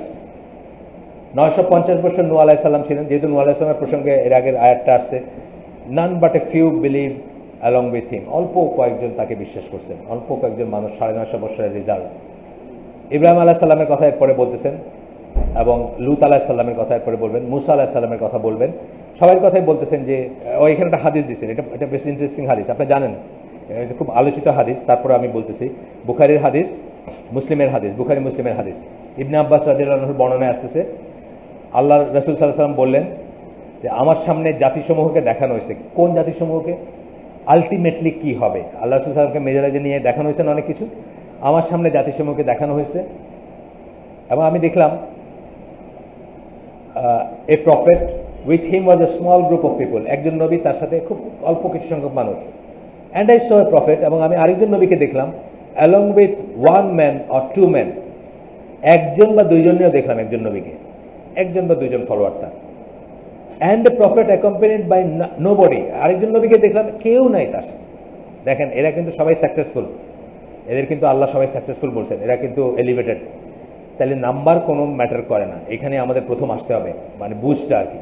Then I saw a huge crowd of people. তারপর আমি দেখলাম অনেক বড় একটা সমাবেশ মানুষের।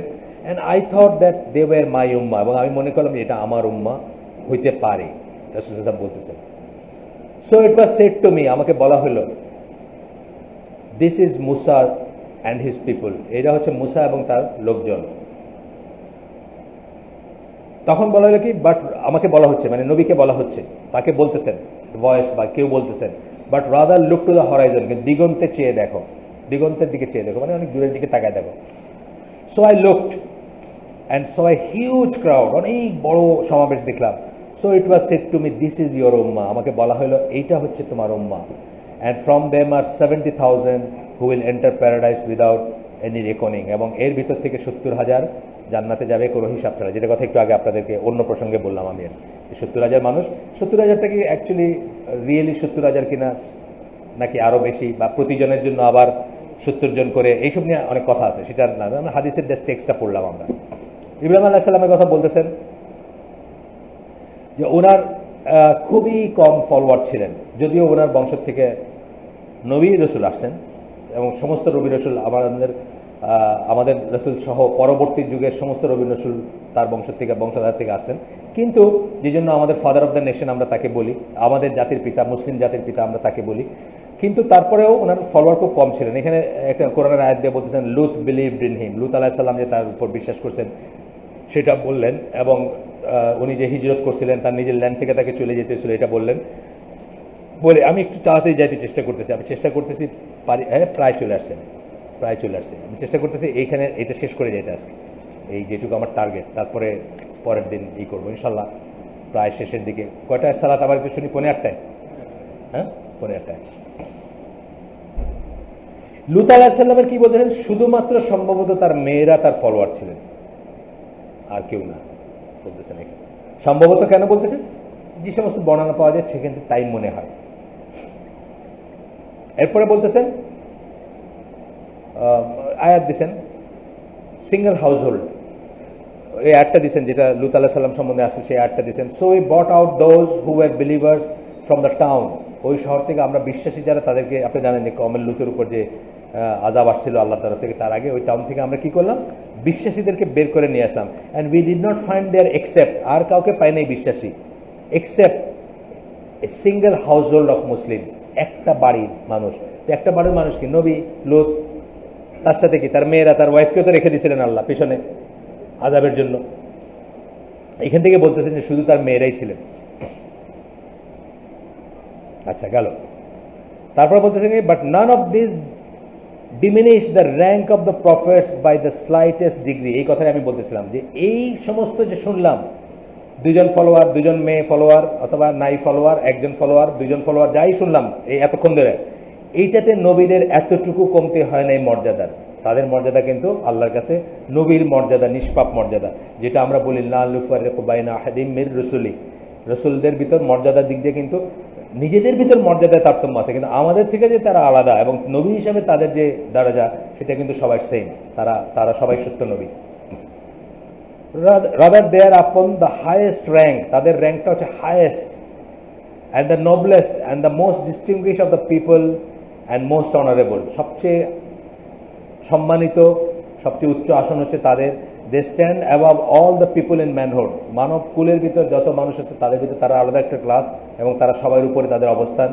কেন, মানে আরও বলতেছেন যে দে স্ট্যান্ড, মানে কিসে কিসে, ম্যানহুড পুরুষত্ব, ব্রেভারি সাহস, এক্সেলেন্স অফ ল্যাঙ্গুয়েজ সুন্দর ভাষা বা সুন্দর করে কথা বলা বা সুন্দর ম্যানার, অ্যান্ড এলোকোয়েন্স, এলোকোয়েন্স মানে সুন্দর করে কথা বলা, সুন্দর করে কথা বলা, এই বাকচাতুর্য বলি আমরা, যাই বলি, চাতুর্য কথা আমি ইউজ করতে চাই না, আর শব্দ আছে বাংলা শব্দ, সুন্দর করে কথা বলার এই যেটা। তারপরে কি বলতেছেন, in their clarity of explanation and their sincerity and sacrifice, তারা যখন কিছু একটা কাউকে বুঝাইছেন, কাউকে যখন এক্সপ্লেন করছেন, সেটাতে তারা এক্সেলেন্ট ছিলেন, এবং সিনসিয়ারিটিতে ছিলেন, বিশ্বস্ততায় ছিলেন, এবং স্যাক্রিফাইসে ছিলেন, মানে ত্যাগ করাতে ছিলেন, তারা হায়েস্ট অর্ডারের ছিলেন। They also establish their duty of calling to tawhid, এবং তারা তাদের তাওহীদের দিকে ডাকার ডিউটি তারা ফুলফিল করে গেছেন। রাষ্ট্রের দিকে ডাকছেন কিনা সেটা বিতর্কের ব্যাপার, বা সেটা জানার ব্যাপার, হয়তো 1 2 জন যারা রাষ্ট্র, বা 5 6 জন আর কি আমরা জানি যারা ক্ষমতার কেন্দ্রে ছিলেন, কিন্তু তাছাড়া রাষ্ট্রের দিকে ডাকছেন এমন কোনো নাই। কিন্তু কি ছিল, তারা তাওহীদের দিকে তাদের ডাকার যে ডিউটি আল্লাহ দিয়েছিলেন সেটা তারা ফুলফিল করে গেছেন, সেটা তারা করে গেছেন। So the fact that they had few followers or some of them had no followers, সেই জন্যই এই বাস্তবতা যে খুব কম, কারো খুব কম ছিল এবং কারো কোনো অনুসারী ছিল না, is purely the fault of the nations which refuse to accept the call, since in their view they did not satisfy their lowly goals. এইটা হচ্ছে যে জাতিগুলা তাদের ডাক শুনছে, তাদের ফেলিওর যে তারা নাম্বারটা বাড়াইতে পারে নাই বা তার পিছিয়ে যায় নাই। কারণ কি, তাদের যে লোলি গোলস যেটা ছিল, তাদের যে ডিজায়ার ছিল, হাওয়া, তাদের যে চাওয়া ছিল, টাকা দাও, বাড়ি দাও, গয়না দাও, পয়সা দাও, সম্পদ দাও, বা প্রমিসকিউটি অথবা লুচ্চামি করতে দাও, লুত আলাইহিস সালামের ব্যাপারে যেটা, বা এক একজনের ব্যাপারে এক একটা ডিমান্ড ছিল তাদের, লোলি গোলস মানে জানোয়ার সুলভ যে চাহিদাগুলা, এইগুলা তারা স্যাটিসফাই করেন নাই বা বলেন নাই দেখা তাদের পিছনে মানুষ ফ্লক করে নাই। এটা হচ্ছে কথা, এটা নবীদের কোনো দোষ না। তারপরে বলতেছেন, then it may be they respond to his call or a large number of them do so and so they gain a state. কিন্তু এটাও হইতে পারে কখনো, যেটা হয়েছে নবীর বেলায়, হয়েছে আমাদের নবীর বেলায় বা অন্য নবীর বেলায়, যে তারা শুনছেন তার কথা, অনেক বেশি নাম্বার তার কথায় কান দিছেন, তার পথে আসছেন, এবং সেই জন্য তারা দে গেইন এ স্টেট, তারা একটা রাষ্ট্র পাইছেন as a goodly fruit due to their iman, এবং এটা একটা ফসল হিসাবে, ইমানের ফসল হিসাবে পাইছেন তারা। এবং কি their affirmation of what the prophet came with, এবং যে নবীকে সত্যায়ন করছেন সেটার ফসল হিসেবে পাইছেন তারা। অ্যান্ড দেয়ার রাইটিয়াস অ্যাকশনস, এবং তারা যে সৎ কাজ করছেন সেটার জন্য পাইছেন। আমাদের সাহাবীদের যে ট্রিমেন্ডাস মর্যাদা, যে অবস্থা, যেগুলো পড়লে আজকে ওইখানে তো আমরা সিরা পড়ি, ওই হালাকাতে ওইখানে দেখতেছিলাম আর কি, যে কীভাবে তারা স্যাক্রিফাইস করছেন, কীভাবে এই বানু কুরাইজার সাথে, মানে আযাবের যুদ্ধের সময় আপনারা জানেন তো যে আযাবের যুদ্ধের সময় সামনে হচ্ছে মক্কার কোরেশ বা গাতাফান গোত্রের তাদের ভিতরের কনফেডারেট মানে কি অ্যালাইড ফোর্স আসছিল, ওদের অ্যালাইড ফোর্স নবীর এগেন্সে যুদ্ধ করতে। পেছনে কারা? বানু কুরাইজা। আপনি তো জানেন একজন সোলজার, যদি যেখানে সোলজার আসেন নাকি একজন আমি জানি না, সোলজার বা লাইক ওই আসেন সোলজার, একজন সোলজার সবসময় সামনে গুলিটা চিন্তা করে, পিছনের গুলির চিন্তা করতে গেলে কিন্তু সে যুদ্ধ করতে পারবে না। সুতরাং পেছনটা তার একেবারে পরিষ্কার থাকতে হবে। কিন্তু নবীর কি হয়েছিল ওই সময়? সামনে শত্রু, পেছনে বানু কুরাইজা তাকে বিট্রে করবে, এই খবর ছড়ায় পড়ছে বা করছে অলরেডি, এটা ছড়ায় পড়ছে। তখন উনি কি বলছিলেন যে 3 ভাগের 1 ভাগ ফসল দিয়ে তাদেরকে একটা মানে ট্রিটিতে নিয়ে আসা, আপাতত কোরাইশদের এগেনস্টে বা কোরাইশের সাথে যারা আছে তাদের এগেনস্টে যুদ্ধটাকে ফেস করবেন, এরকম একটা চিন্তা ভাবনা করতেছিলেন।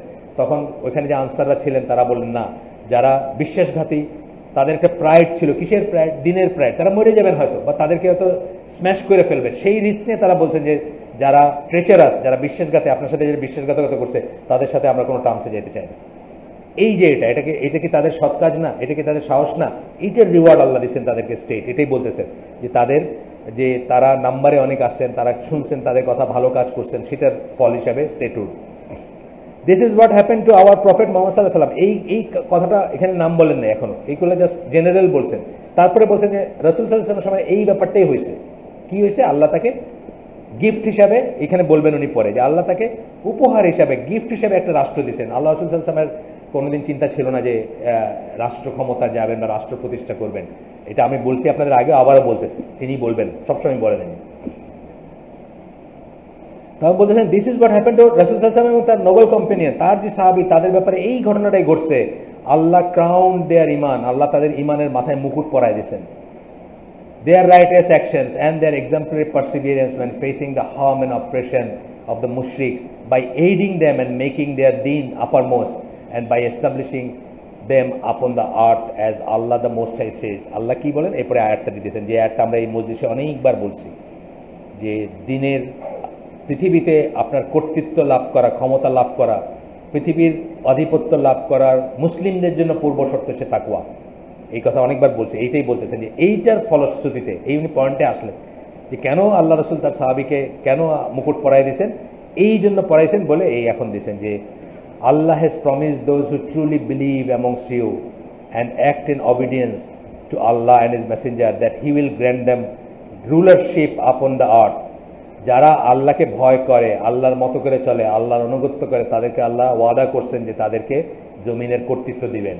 এই কারণে দিছেন, নট দ্যাট আল্লাহ রসুল ফন্দি করছেন যে রাষ্ট্র প্রতিষ্ঠা করবেন, শুরুর থেকে চিন্তা করছেন যে একটা ইসলামিক স্টেট করবেন বা মানুষকে ক্ষমতার লোভ দেখাইছেন, বা মোটেই না। এটাই বলতেছেন উনি যে এইভাবে। তারপরে আয়াতটা আমি পড়লাম, আপনি দেখে নিন, সূরা নূরের 55 নম্বর আয়াত। সবাই পড়বেন আয়াতটা। এই আয়াতটা পড়লে আপনার নিজের কিন্তু জীবনে কোনটার প্রায়োরিটি দিবেন, কোনটা আগে করবেন, এটা নিজেই বুঝে যাবেন। এইটা ছাড়া যত কিছু ফন্দি করবেন করে কোনো লাভ হবে না, যত পথে চেষ্টা করবেন ক্ষমতায় যাইতে কোনো লাভ হবে না। আর যা গেলেও কি হবে, মানে আমরা একটু দেখছি না যে আমাদের ইসলাম বান্ধব যারা বা ইসলামের কথা বলেন যারা, তারা ক্ষমতায় গিয়া কি মানে নেপোটিজম যেটাকে বলি, আত্মীকরণ, আত্মীয় স্বজনের জায়গায় বসাইতে কম বসাইছেন? বসান না, অনেক বসাইছেন। কি লাভ হয়েছে? অন্য গ্রুপ আইসা সবাই ঝেঁটাইয়া খেদায় দিচ্ছে। আপনার এই যে জাতীয় বিশ্ববিদ্যালয় যেটা, আমি সরি টু সে, মানে এগুলো আমরা যদি সাক্ষী না দিই সত্যের সাক্ষ্য দেওয়া হবে না। জাতীয় বিশ্ববিদ্যালয় পুরাটা ভৈরা ফেলছিলেন সকল ইসলামপন্থী দিয়ে। এই সরকার এসে সব এনমাস সবাই ঝাড়ু দিয়ে বাইর করেছে। কি লাভ হয়েছে? থাকে না, এটা থাকবে না। এটা পদ্ধতিটা ওইটা ছিল, এটার পদ্ধতিটা এই পদ্ধতি ছিল না, তাকওয়া ওবিডিয়েন্স বেসড পদ্ধতি ছিল না।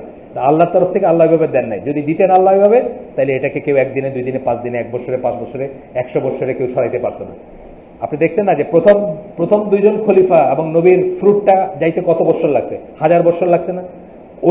ওইটার ধারাবাহিকতা একটু একটু একটু করে রিপিট করতে করতে 1000 বছর লাগছে। 1000 বছর মুসলিমরা রুল করছে পৃথিবীটাকে। ওইটা কিসের ফ্রুট? অ্যাকচুয়ালি তো ফ্রুট ওই প্রথম 2 জন খলিফা এবং নবীর সময়কার যে ইনভেস্টমেন্টটা। পরের 2 জন খলিফারও আছে রুল, মানে রোল এবং রুল, তাদের রোলটাও ঠিক আছে, কিন্তু কথা হচ্ছে সেই সময় ফিতনা শুরু হয়ে গেছে অলরেডি। কিন্তু তারপরে একটা ভালো জিনিস এস্টাবলিশ করে গেলে দিলে কি হয়, অনেক দিন লাগে ওঠে যায়। কিন্তু আমরা কি দেখি, এই আজকে এটা আছে, কালকে এটা দিল বাইর করে। জিয়াউল হক পাকিস্তানে এক ধরনের ইসলামাইজেশন করছিল না? কোথায় গেছে এগুলো সব? কি ওটা এফেক্ট? কি? কিচ্ছু না, কোনো এফেক্ট থাকে না ওটা। তো এইটা থাকবে না, থাকার কথা না। সভরেনিটি ওয়াজ অফার টু আল্লাহ মেসেঞ্জার সাল্লাল্লাহু আলাইহি ওয়াসাল্লাম। সার্বভৌমত্ব, রাজা হওয়ার অফার ছিল রাসূল সাল্লাল্লাহু আলাইহি ওয়াসাল্লামের কাছে। রাজা হওয়ার অফার ছিল মক্কায়। হি রিফিউজড, কিন্তু উনি রিফিউজ করছেন। ওয়েজিং ওয়ার এগেইনস্ট শিরক অ্যান্ড আইডলস, কিন্তু শিরক এবং মূর্তির বিরুদ্ধে যুদ্ধকে মানে বাদ দেন নাই। সেটা করতে গিয়ে তিনি ওটা রিফিউজ করছেন। এবং এখানে আগে এই ঘটনাটাই অন্যভাবে ছিল, এখন একটু অন্যভাবে। আমরা একটু পড়ি আপনাদের, কারণ আমাদের জীবনে হয়তো আমারই এরকম হয়েছে যে এখানে এমন একটা হাদিস পড়ছি আমি যেটা জীবনে পড়ি নাই, বা আজকে ধরেন ওইখানে একটা হাদিস পড়ছি এটা জীবনে পড়ি নাই। যেমন ওইখানে সিরাতে একটা জিনিস পড়লাম যে আল্লাহ রাসূল সাল্লাল্লাহু আলাইহি ওয়াসাল্লাম জীবনে যত যুদ্ধ, অনেক যুদ্ধে উনি অংশগ্রহণ করছেন, একজন মাত্র মানুষকে হত্যা করছেন। এই যে ইনফরমেশনটা, এটা কিন্তু একটা সিরাতে পাইছি। আমি অনেক সিরা পড়ছি, কিন্তু অন্য সিরাতে ছিল না। ওনার নাম আছে কাব ইবনে খাল্লাফ, যাকে হত্যা করছেন রাসূল সাল্লাল্লাহু আলাইহি ওয়াসাল্লাম বর্ষা দিয়ে ওহদের যুদ্ধের সময়। এই বর্ণনাটা আমি কোনো সিরায় পাই নাই, হয়তো আমি মিস করছি বা হয়তো আমি খেয়াল করি নাই। কিন্তু এইভাবে আর কি আমরা দেখবো যে একটা হাদিস আজকে শুনলাম যেটা হয়তো আর কোনোদিন আর শোনা হবে না, বা আগেও শুনি নাই। সেই জন্য আমরা একটু শুনি এই হাদিসটা, একটু অন্যরকম। যে তারা করেছিল কি, উতবা ইবনে রাবি ওনাকে পাঠাইছিল রাসূল সাল্লাল্লাহু আলাইহি ওয়াসাল্লামের কাছে জিজ্ঞেস করতে কি চান। আমরা আমাদের গ্রামে দেখবেন অনেক সময়, আমাদের গ্রামে যেখানে সালিসি সিস্টেম আছে, এখনো গ্রাম সালিসি আছে না অনেকখানে, যে মসজিদে বিচার আমাদের গ্রামে হয়।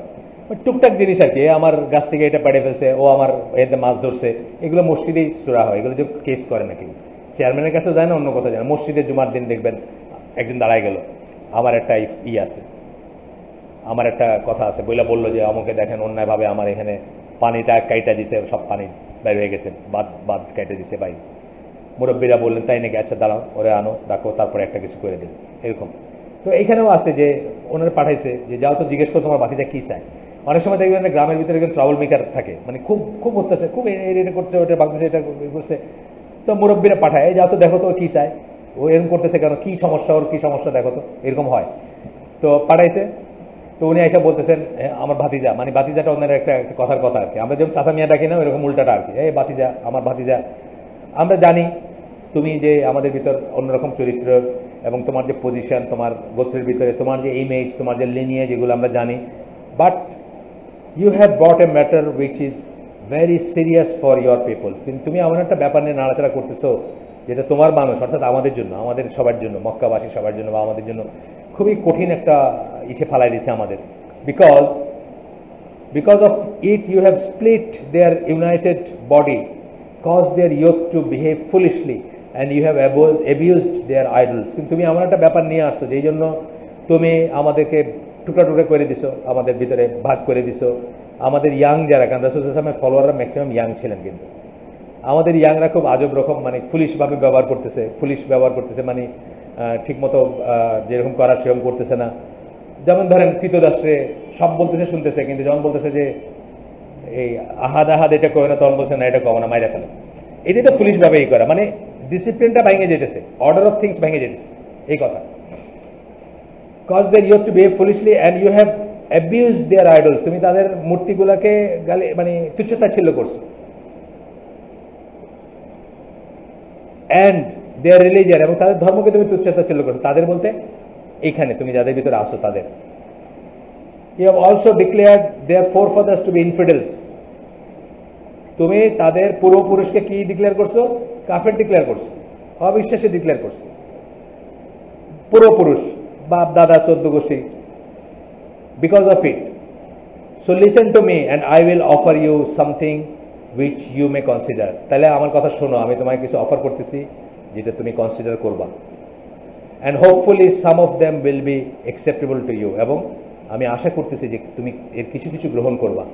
এই হাদিসে এই মতনে আমি পড়ি নাই, একটু অন্যভাবে পড়ছি, এখানেই পড়ছি, এই বইয়ে পড়ছি, কিন্তু অন্য একটা বর্ণনা ছিল। এটা হচ্ছে আপনার, আমি একটু দেখি এটা কোথাকার বর্ণনা, শুরু থেকে আমি পড়লাম। আচ্ছা, পরে বলতেছি আপনাদের। আচ্ছা, এরপর কি বলেন, কি অফার করতেছেন দেখেন। যে এটা হচ্ছে ইবনে ইসহাকের ইসের থেকে, সিরাত থেকে কোট করছেন, যাই হোক, পরে অন্যান্য ইগুলো আসবে, অন্যান্য রেফারেন্সগুলো আসবে। তো বলতেছেন যে কি, যে আল্লাহ রসুল বলেন, স্পিক ও আবুল ওয়ালিদ। উতবা যে তার কুনিয়া, বলেন আপনি বলেন, আমি শুনতেছি।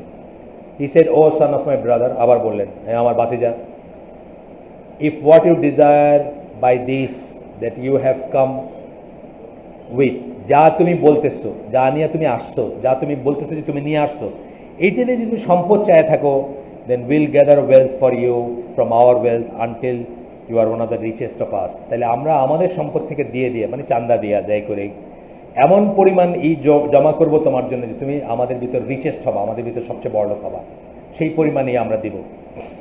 অ্যান্ড ইফ ইউ উইশ, এখানে এইটুক জায়গা রাবিয়াল হাদেল মাথানি বোল্ড করে দিয়েছেন, মানে ওই গাঢ় অক্ষরে লিখছেন যাতে বেশি ইম্পর্টেন্সের জন্য।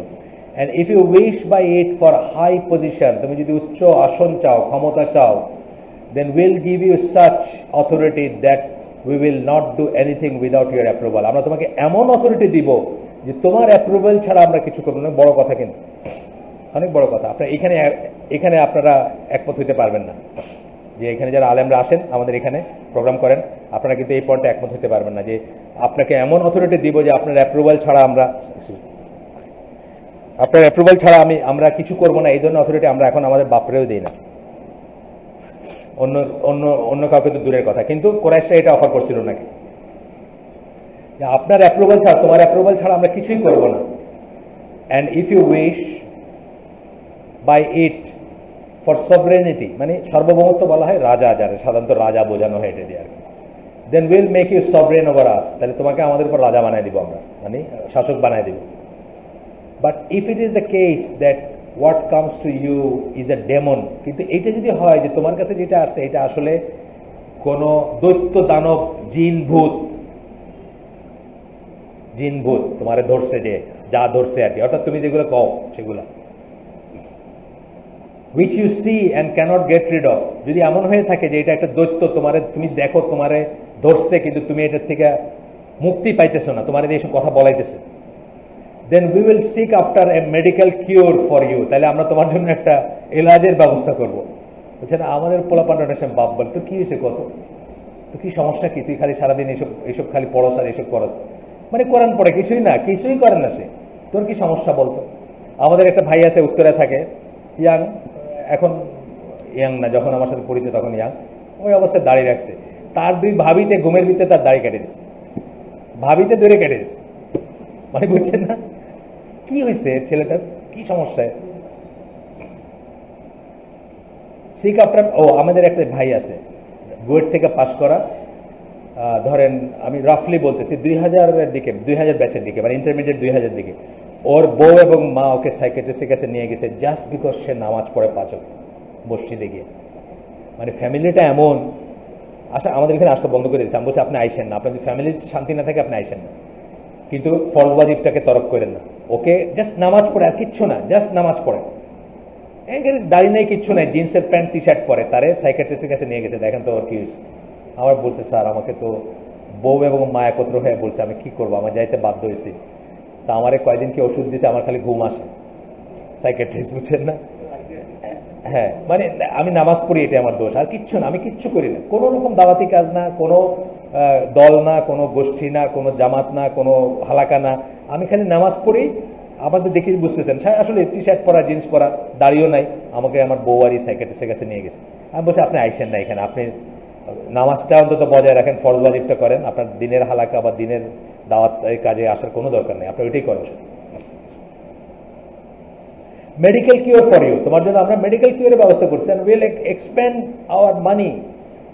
our money until we can get you cured of it. আমরা আমাদের পয়সা খরচ করবো যতক্ষণ তুমি সুস্থ না হয়েছে, তোমার যদি কেউ পজেস করে থাকে।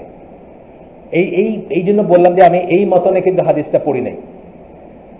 তো এরপরে কি বলছে, since a demon may take hold of a person until he is cured and relieved of it. এটা এই জন্য যে একটা কিন্তু কাউকে কবজা করে ফেলতে পারে, একটা জিন বা ভূত বা যাই মনে করছে তারা, এবং যতক্ষণ তার থেকে মুক্ত করা যাবে না ততক্ষণ সে নর্মাল সেলফ থাকে না। এটা আমরাও জানি, একটা মানুষ অন্যরকম বিহেভ করবে। গ্রামাঞ্চলে আপনি দেখবেন অন্য একটা টোনেই কথা বলতেছে, সে অন্য টোনে কথা বলে যখন কাউকে জিনে ধরে, রিয়েলি ধরে জিনে ধরে। কিন্তু আমরা বিশ্বাস করি, ইসলামে বিশ্বাস করতে হবে, কিন্তু আকীদার অংশ, কিন্তু জিনে ধরে আমরা বিশ্বাস করি, কিন্তু আল্লাহ রসুলকে ধরে নেই, এটা আমরা বিশ্বাস করি না আর কি, তারা যেটা মনে করতেছে।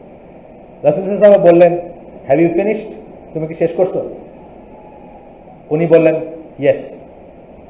রাসূল সাল্লাল্লাহু আলাইহি ওয়াসাল্লাম বলেন দেন লিসেন টু মি, তাহলে শোনো, বলে সূরা ফুসসিলাতের 1 থেকে 4 নম্বর আয়াত তেলাওয়াত করলেন তার কাছে, যেখানে ছিল যে দিস কোরআন ইজ দ্য, আমি পড়ি একটু। এই কোরআন হচ্ছে ওয়াহি, কার কাছ থেকে? যা আল্লাহর কাছ থেকে আসছে, মোস্ট মার্সিফুল, সবচেয়ে ঈশের থেকে, সবচেয়ে দয়ালু যিনি, তার কাছ থেকে আসছে। তারপরে বলতেছেন যিনি দয়ার করেন, যাই হোক, এ বুক হুজ আয়াত আর মেড ক্লিয়ার, যে আয়াতগুলো একদম পরিষ্কার করে দেওয়া হয়েছে। Recital is pure Arabic for those who know, এবং হচ্ছে পিওর অ্যারাবিক ভাষায়, কারণ আল্লাহ রাসূল সাল্লাল্লাহু আলাইহি ওয়াসাল্লামকে কেউ একজন শিক্ষা দেয়, এইসব কথাবার্তা বলতো যার ল্যাঙ্গুয়েজ অ্যারাবিক ছিল না। এই জন্য কোরআন এটা রিফিউট করছে, কিন্তু কোরআনে এটা বলছেন, বা কোরআনে অন্যত্র আসছে যেখানে যে তারা যার কথা ইঙ্গিত করে সে ফরেন টাঙ্গে কথা বলে, বিদেশি ভাষায় কথা বলে। আমাদের এই রেভলিউশন বা আমাদের ওয়াহি হচ্ছে পিওর অ্যারাবিকে, কোরআনে কিন্তু এই কথাটা আছে, আল্লাহর তরফে রিফিউট করা আছে। Bringing them good tidings of paradise, তাদের কাদের জন্য? মানুষকে, যারা শোনে তাদের জন্য কি আনা হয়? জান্নাতের সুসংবাদ নিয়ে দেওয়া হয় তাদেরকে। If they believe in it, যারা সেটা বিশ্বাস করে, তাদের একটা পয়েন্ট সেই মনে কাজ করে, যারা সেটা বিশ্বাস করে তাদের জন্য জান্নাতের সুসংবাদ দেওয়া হয়। অ্যান্ড এজ এ ওয়ার্নিং, এবং তাদের জন্য সতর্কবাণী, those who disbelieve in it, যারা এটা বিশ্বাস করে না। And do not act in obedience to Allah, এবং যারা আল্লাহর আনুগত্য করে না, আল্লাহর কথা শুনে কাজ করে না। That they will receive punishment, যে তারা শাস্তি লাভ করবে। And dwell for ever in hell, এবং চিরকাল জাহান্নামে থাকবে। ইন দ্য হিয়ার আফটার, পরকালে চিরকাল জাহান্নামে থাকবে। But most of them turn away haughtily and refuse to listen to it, বেশিরভাগ কি করে? সেখান থেকে মুখ ফিরে আনে, দম্ভ ভরে, এবং সেটা শুনতে চায় না। এটা অ্যাকচুয়ালি উনি কেন বললেন? এই পরবর্তী অন্য হাদিসে আমরা জানি, সে ফিরে গিয়ে বলবে যে সে তো আমারে জাহান্নামের ভয় দেখাইছে, আমি তারে কি কইতে গেলাম আর সে আমারে কি কইলো। মানে এটা আমাদেরও কিন্তু হয়, আমি তারে একটা ভালো কথা কইতে গেলাম যে বেটা তোরে আমরা এই দিব, আর সে আমারে শোনাই দিল কি, আমারে জাহান্নামের ভয় দেখাই দিল যে আমি জাহান্নামী হব, আমি তার এখান থেকে মুখ ফিরে নিলে। এটা সে কিন্তু বলছে, অন্য হাদিসে আমরা পাইছি এই একই ঘটনা, কিন্তু একটু অন্যভাবে বর্ণনা পাইছি আমরা আজকে শেষ করে দিই। 1 ঘন্টার মতো আমরা পড়লাম না, বেশি পড়ছি না? আচ্ছা, আজকে শেষ করে দিই, কারণ আসলে আল্লাহ রসুলের একটা কিন্তু লম্বা না করা। আমার দেশের খুতবা 1 ঘন্টার উপরে যায় হয়তো, ঠিক আছে, মানে আমরা যদি ধরে রাখতে পারি ধৈর্য, ঠিক আছে, কিন্তু রাসূল সাল্লাল্লাহু আলাইহি ওয়াসাল্লামের অ্যাভারেজ খুতবা আপনি দেখবেন 13, 14, 15, 16, এবং সৌদি আরবে দেখবেন আপনি এই সিস্টেমটা আছে। সৌদি আরবে আমি তো এই কয়দিন আগে আল্লাহ নিছিলেন মাহের মুওয়াক্কিলের শুনলাম, খুতবা শুনলাম, এরকম 13-14 মিনিট, প্রথম হাফটা 13-14 মিনিট, মানে প্রথম খুতবাটা, সেকেন্ড খুতবাটা হচ্ছে জাস্ট দোয়া, আরো 2-3 মিনিট শেষ। মানে বিরক্ত যেন না হয় মানুষ। আমরা শেষ করে দিই। প্রকৃত ইসলাম অর্থাৎ সহি কোরআন সুন্নাহ প্র্যাকটিস করার চেষ্টা করতেছি, এবং অল্প সময়ের প্র্যাকটিশনার মুসলিম হয়ে আমি বুঝতে পারতেছি যে আমার অধিকাংশ জ্ঞাতি গোষ্ঠী আশেপাশের অনেকেই ক্ষতিগ্রস্তের মধ্যে আছে। এমন মনে হওয়ার কারণ কি মন্দ লক্ষণ না, এটা ঠিক আছে, এটা আপনার মনে হইতেই পারে, বাট একটা জিনিস মনে হওয়া আর করবেন কি এটার ভিতরে কিন্তু সমস্যা হয়ে যায়। ধরেন আইএস বা আল কায়দা যা মনে করে, কি মনে করে, পশ্চিমা বিশ্ব আমাদেরকে নির্যাতন করে, আমাদের সম্পদ লুট করে, আমাদের মাইরা করে খাইতেছে, এটা মনে করে না? আমরাও কিন্তু তাই মনে করি, এটা কিন্তু সত্যি কথা, এটা কোনো লুকাছাপা কথা না। কিন্তু করবেন কি, এখানে আইএস আর আমার ভিতরে আকাশ পাতাল তফাৎ। করবেন কি থেকে আমি নবীর সুন্নাহ অনুসরণ করতে চাইতেছি, নবীর সুন্নাহ অনুসরণ করতে চাইতেছি যে নবী কি করছেন এইরকম অবস্থায়, বা রসুলরা কি করছেন, পয়গম্বর কি করছেন, তারা কি করছেন, আমি সেটা আমি ধৈর্য ধারণ করে আমার সমাজে, আমার প্রতিবেশে, আমার পরিবেশে, আমার ফ্যামিলিতে তাওহীদকে এস্টাবলিশ করার চেষ্টা করে যাচ্ছি, যেটা নবী রসুলরা করছেন। আমি সিরিয়ায় চলে যাই নাই, তফাৎটা হচ্ছে কিন্তু এইখানে। তা আপনি যেটা বোধ করছেন, আপনার কথা একদম ঠিক, যে জ্ঞাতি গোষ্ঠীতে মনে হইতেছে যে আহা সবাই, কিন্তু তাই বলে আপনি গিয়ে বলবেন ওহ তুমি তো দাঁড়িয়াল এক চাচারে বললেন দাড়ি পাকায় ফেলছে, 3 বার হজ করছে, চাচা আপনার তো সব শেষ, আপনার তো একদম জাহান্নামী, আপনার কোনো আশা নাই, এই কথা বলতে যাবেন না। এটার একটা স্টেজ আছে, স্টেপস আছে, একটা একটা করে স্টেপকে প্রথমে তাকে তাওহীদের দিকে দাওয়াত দেবেন, দেখলেন শুনে কিনা, বুঝছেন না? আপনি গিয়া, এটা আমরা সবসময় আমাদের হালাকাতে যারা আছে তাদের বলি যে বাসায় গিয়ে কিন্তু বাপরে করে না, বাবা তোমার তো নামাজ কিছু হলো, তুমি তো নাবিন নিচে হাত বাঁধো, তোমার তো সব শেষ না। এটা বলার স্টেজেস আছে, ওয়ে আছে। খারাপ লাগাটা আপনার ঠিক আছে, কিন্তু অ্যাকশনটা কি সেটা আপনাকে আগে ঠিক করতে হবে। আপনার বোধটা ঠিক আছে, আমারও এই বোধ হয়, আমার আব্বার জন্য দুঃখ হয়, আমারও মনে হয় যে আমার যদি বুঝতে আমার আব্বা বাইচে থাকতো আমি আব্বাকে বলতাম যে আব্বা তুমি তো সিলটি, তুমি তো মাজারে গেছো একদিন, তুমি তবা করে মরো, এটা বলতাম আমি। নসিব হয় না, ঠিক আছে, অন্য কথা। কিন্তু করবেন কি এখানে কিন্তু ব্যাপার, করবেন এই যে এতক্ষণ ধরে যেটা পড়লাম, 7টা শর্ত দিলাম না, 7টা শর্ত বললাম না, আগে দেখেন আপনি আপনার নলেজ আছে নাকি, যার দিকে ডাকবেন আপনি, না থাকলে নলেজ গেইন করেন, আপনি নিজে ওটার উপর আছেন কিনা দেখেন। 7টা বললাম না আমরা, এইভাবে করবেন, করার ব্যাপারেই ডিফারেন্সটা আসবে। কিন্তু বোধটা আপনার ঠিক আছে, বোধে কোনো দোষ নাই। দাওয়াতের শর্ত 7টির কথা শুনলাম, এ সম্পর্কে কোনো সহিহ হাদিস বলবেন? সবকটার রেফারেন্স দেওয়া হয়েছে, আমরা তো আলাপ করছি অনেক আগে, আপনি ছিলেন না, সবকটা রেফারেন্স সহকারে আলাপ হয়েছে এখানে। আবার বই কিনে পড়ে নেন, তাহলে দেখবেন, অথবা আগামীতে আমরা যেদিন এটার জন্য যদি আবার রিপিট করি তখনই করব। আসসালামু আলাইকুম ওয়া রাহমাতুল্লাহি ওয়া বারাকাতুহু। Dear sheikh, does Islam allow to any animal for মানে রিকভার করা হয় না এরকম ডিজিজের জন্য? না, এটা তো জেনে বলতে হবে, এটা জেনে বলতে হবে, এই জন্য যে ডিজিজের জন্য না, হ্যাঁ অ্যানিমেলের কথা বলতেছেন না, না এটা জেনে বলতে হবে। এটা কিন্তু খুব ফাইনার ফিক মানে অনেক চিকন, ফাইনার বলতেছেন সূক্ষ্ম আর কি, ডেলি লাইফে লাগে মতো জিনিস না। ও আচ্ছা ঠিক আছে, আমি ইনশাল্লাহ করব। কিন্তু আপনি অ্যানিমেলের কথা জিজ্ঞেস করছেন তাই তো? আচ্ছা আচ্ছা। ডিউরিং দাওয়া is it allowed to refer to the hadith of other prophets if apart from ইসরায়েলিয়াতের কিছু হাদিস যেগুলা রাসূলই বলে গেছে সেগুলা তো আমরা রেফার করে থাকি, সবসময় করি। অনেক আছে না ইসরায়েল আর আল্লাহ রাসূল কিন্তু ঘটনাটা বলে গেছেন, এবং বলে গেছেন শুদ্ধ, মানে লাইনটা শুদ্ধ বলে গেছেন, বা জিনিসটার গল্পটা শুদ্ধ বলে গেছেন।